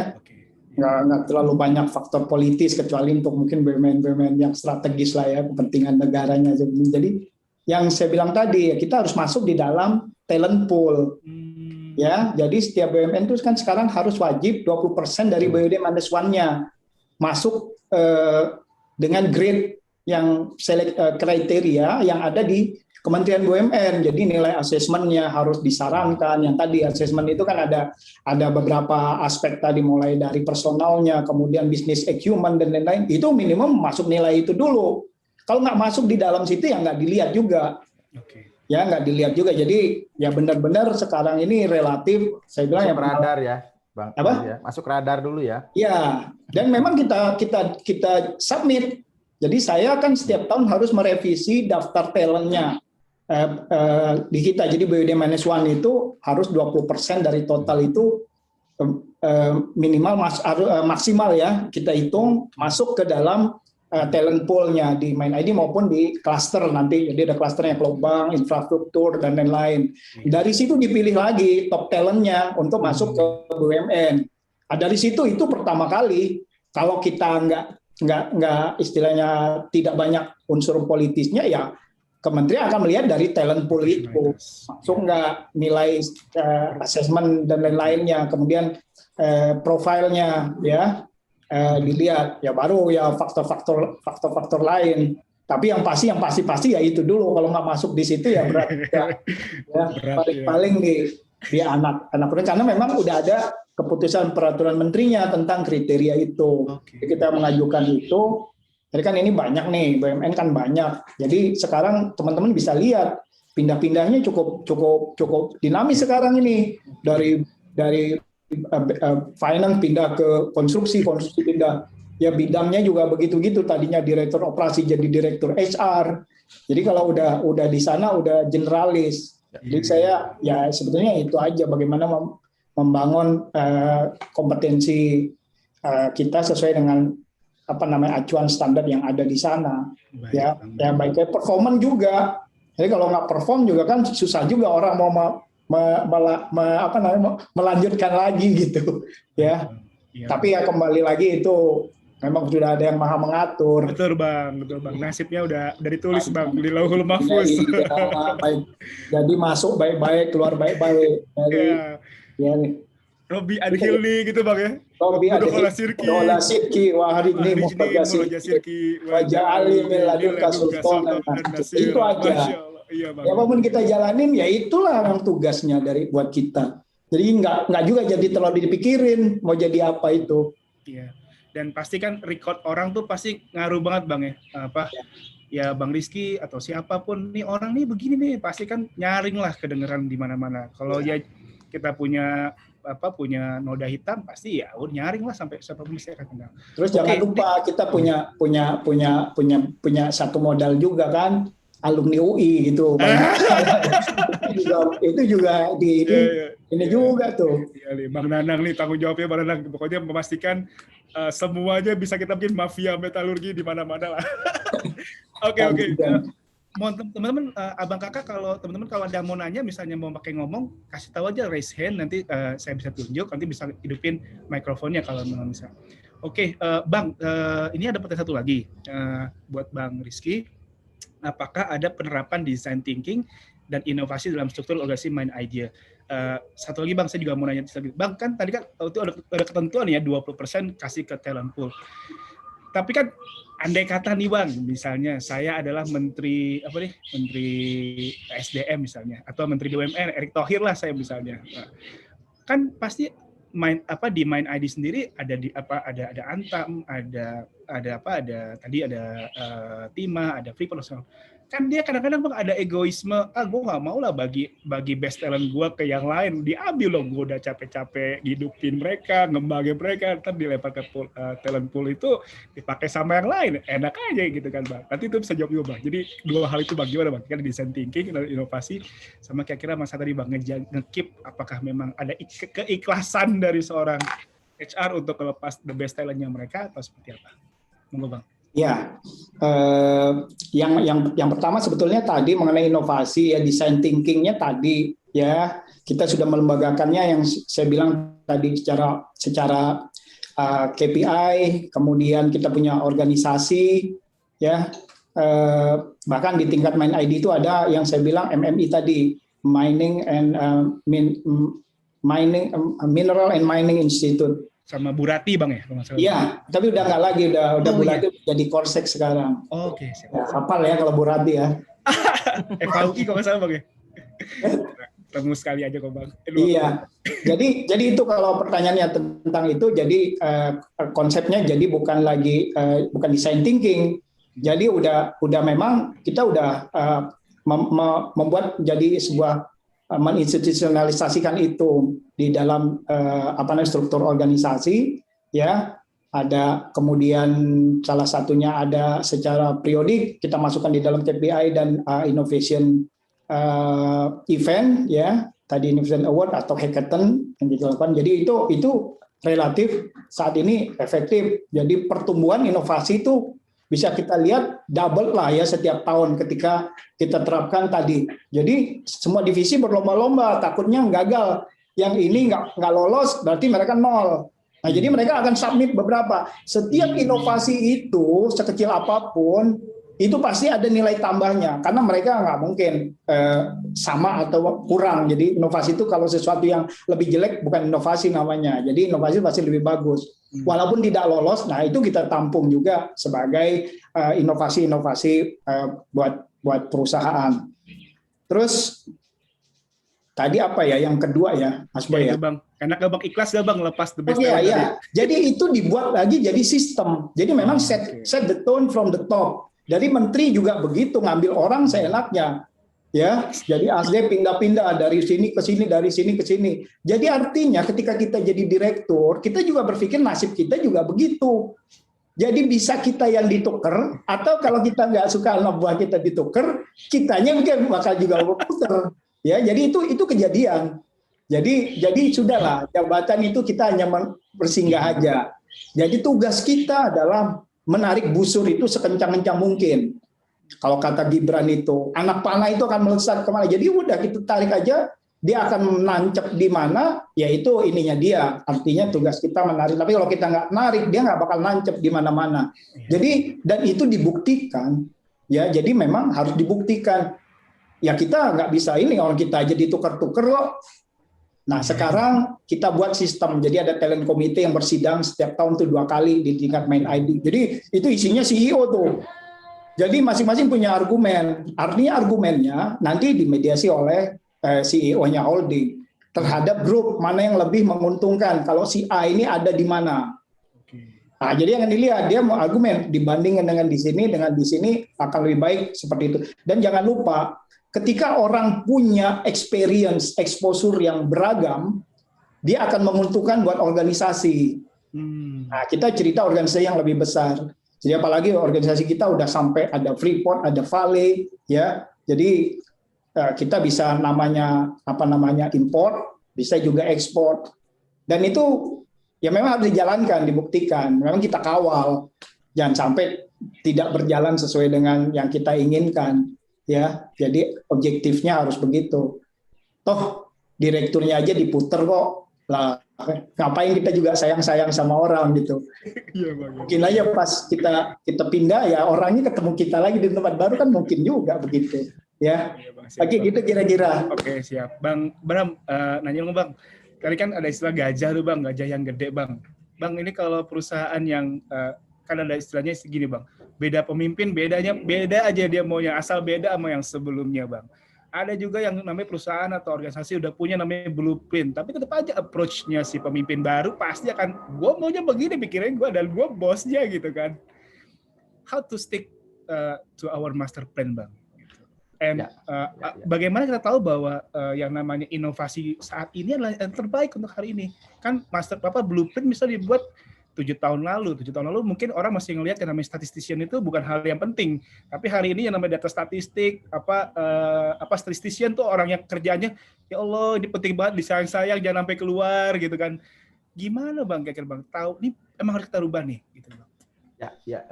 Makasih Mas Andi. Jadi gini, saya nyambung tadi ya. Itulah bedanya antara leader dan manajer. Oke. Leader itu, kalau manajer kan mengatur pekerjaan supaya goalnya nyampe ya. Tapi leader itu adalah menciptakan leader baru lagi. Nah, Jadi tugasnya itu keberhasilan seorang leader ya harus bisa membuat leader baru lagi, sehingga saya merasa seperti yang disampaikan Mas Rizky tadi ya, talent di mana aja silakan ambil karena kita udah siap karena nyiapin leadernya. Jadi itu yang menjadi satu ya, yang jadi salah satu, karena kita ngomongin tentang leadership ya, salah satu hal yang itu adalah leadership itu ya. Ada yang transformational leadership dan segala macamnya, tapi itu yang pertama. Nah, yang kedua, yang pertanyaan tadi ya, Mas Andi ya, sekarang ada blueprint. Ya. Kecenderungannya sekarang adalah blueprint itu makin pendek, Mas Andi. Oh ya. iya. Dulu kita kan sekarang bikin bisnis plan 5 tahun gitu ya. Sekarang nggak lagi gitu. Mungkin 3 tahun is okay gitu ya, 3 tahun bisa terima. Apalagi untuk perusahaan-perusahahan tadi ya yang telekomunikasi informasi itu bisa setahun Mas Andi bisa berubah itu karena kompetitor tiba-tiba tahun depan bikin produk baru lagi jadi pesaing kita, kan mau nggak mau kita harus berubah ya. Nah, itu yang menurut saya. Nah, kalau biasanya yang saya amati ya, biasanya pemimpin itu, leader itu ingin ada semacam legacy lah ya. Apa sih ketika kita muncul adalah napak tilasnya atau monumennya ada. Monumennya. Nah, sebutnya itu ya, sepanjang. Nah, ini kan sekarang kita mulai terbuka ya.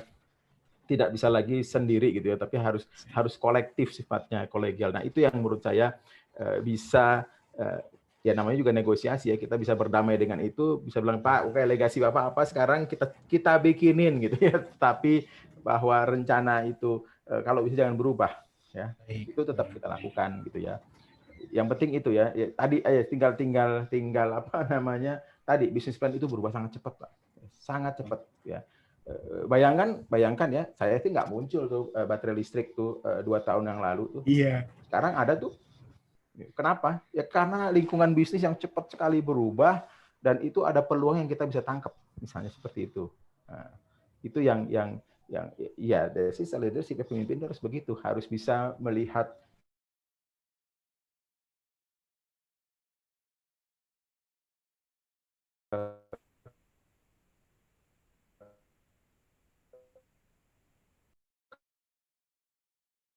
sistem yang membuat leader-leader baru. Ya, itu saya tangkap sekarang ya. Sekarang saya rasa BUMN sekarang udah banyak berubah ya. Udah berubah sehingga profesionalismenya lebih ya seperti itu ya. Jadi saya ikutin beberapa ini ya memang ditantang sebetulnya Mas Andi ya. Ya kayak Mas Rifki itu ditantang orang-orang yang kita anggap bisa itu ya tadi kan gimana caranya lo jangan cuman kasih saya masalah tapi ada masalah.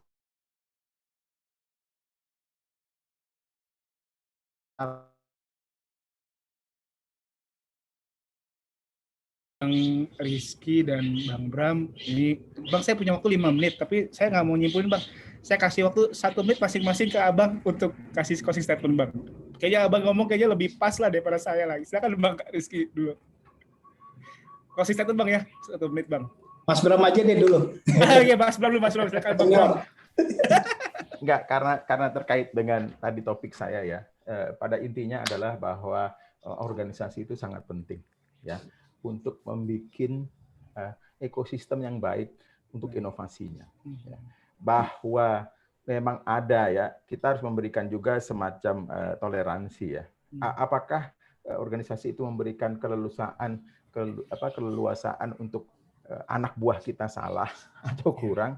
Karena inovasi, kreativitas itu nggak jauh juga dengan kesalahan gitu kan. Ya. Nah, tinggal organisasi itu memberikan toleransi itu. Nah, itu. Jadi maka organisasi harus menciptakan ekosistem yang baik. Yang kedua adalah tentu saja kita butuh leader yang baik juga yang bisa ngebangun ekosistem itu.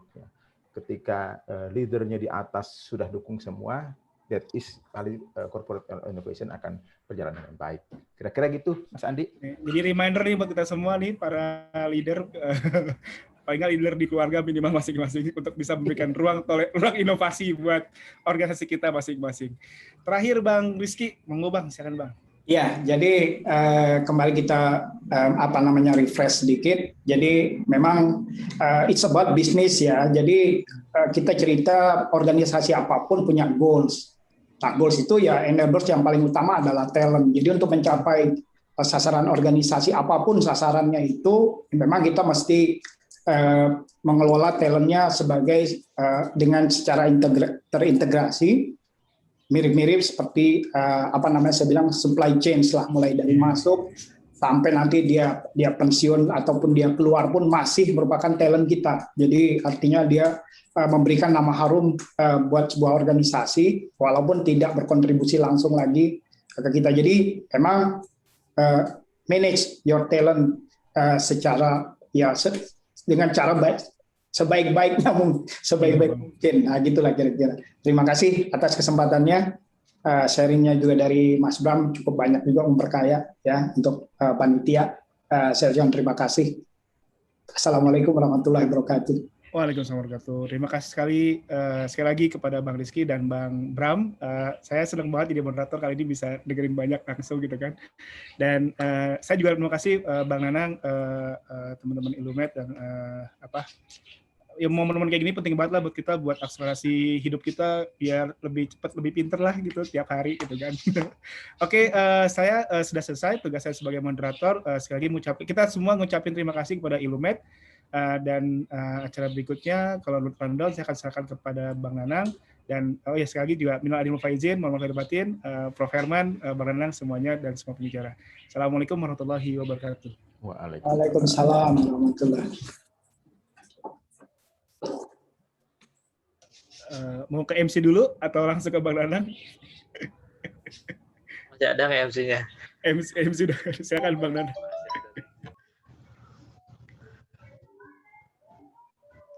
Ya,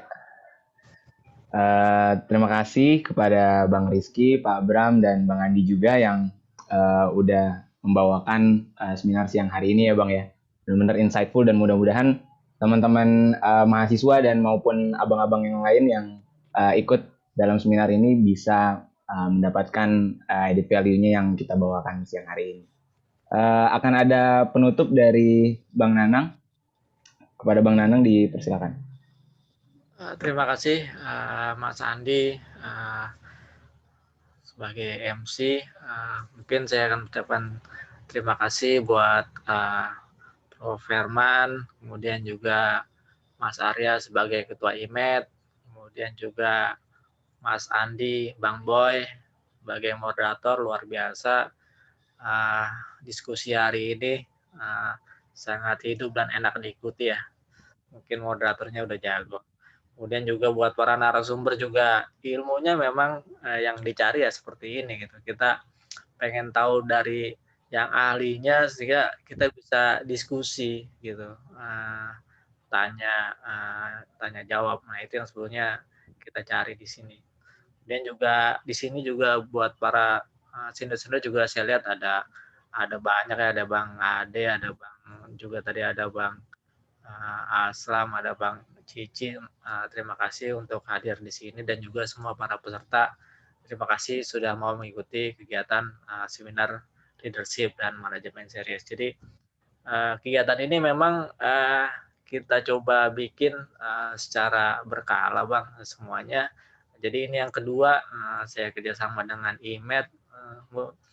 Mudah-mudahan tujuannya bisa menjadi tambahan ilmu buat mahasiswa gitu. Karena sekarang ini mahasiswa kegiatannya mungkin susah ya, nggak ada kegiatan di kampus lagi. Jadi interaksi untuk kegiatan-kegiatan yang bisa memberikan sikap leadership. Nah, itu yang sebenarnya kita mau tambah di situ sebetulnya. Walaupun memang nggak sebagus kalau dilaksanakan langsung di kampus. Kemudian juga di sini juga harapannya bisa jadi tempat diskusi sesama alumni gitu. Jadi kita jadi saling tahu nih, oh di sini ada Bang Rizky, ada Bang Bram juga, mungkin nanti ada banyak lagi alumni sebenarnya punya potensi yang sebenarnya sudah luar biasa ilmunya gitu, dan kita bisa sharing di sini gitu, saling berbagi gitu, dan juga saling diskusi di sini seperti itu.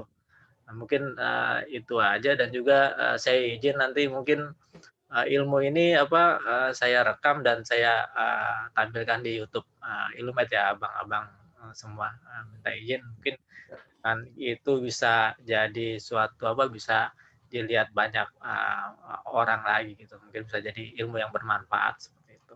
Mungkin dari saya segitu aja.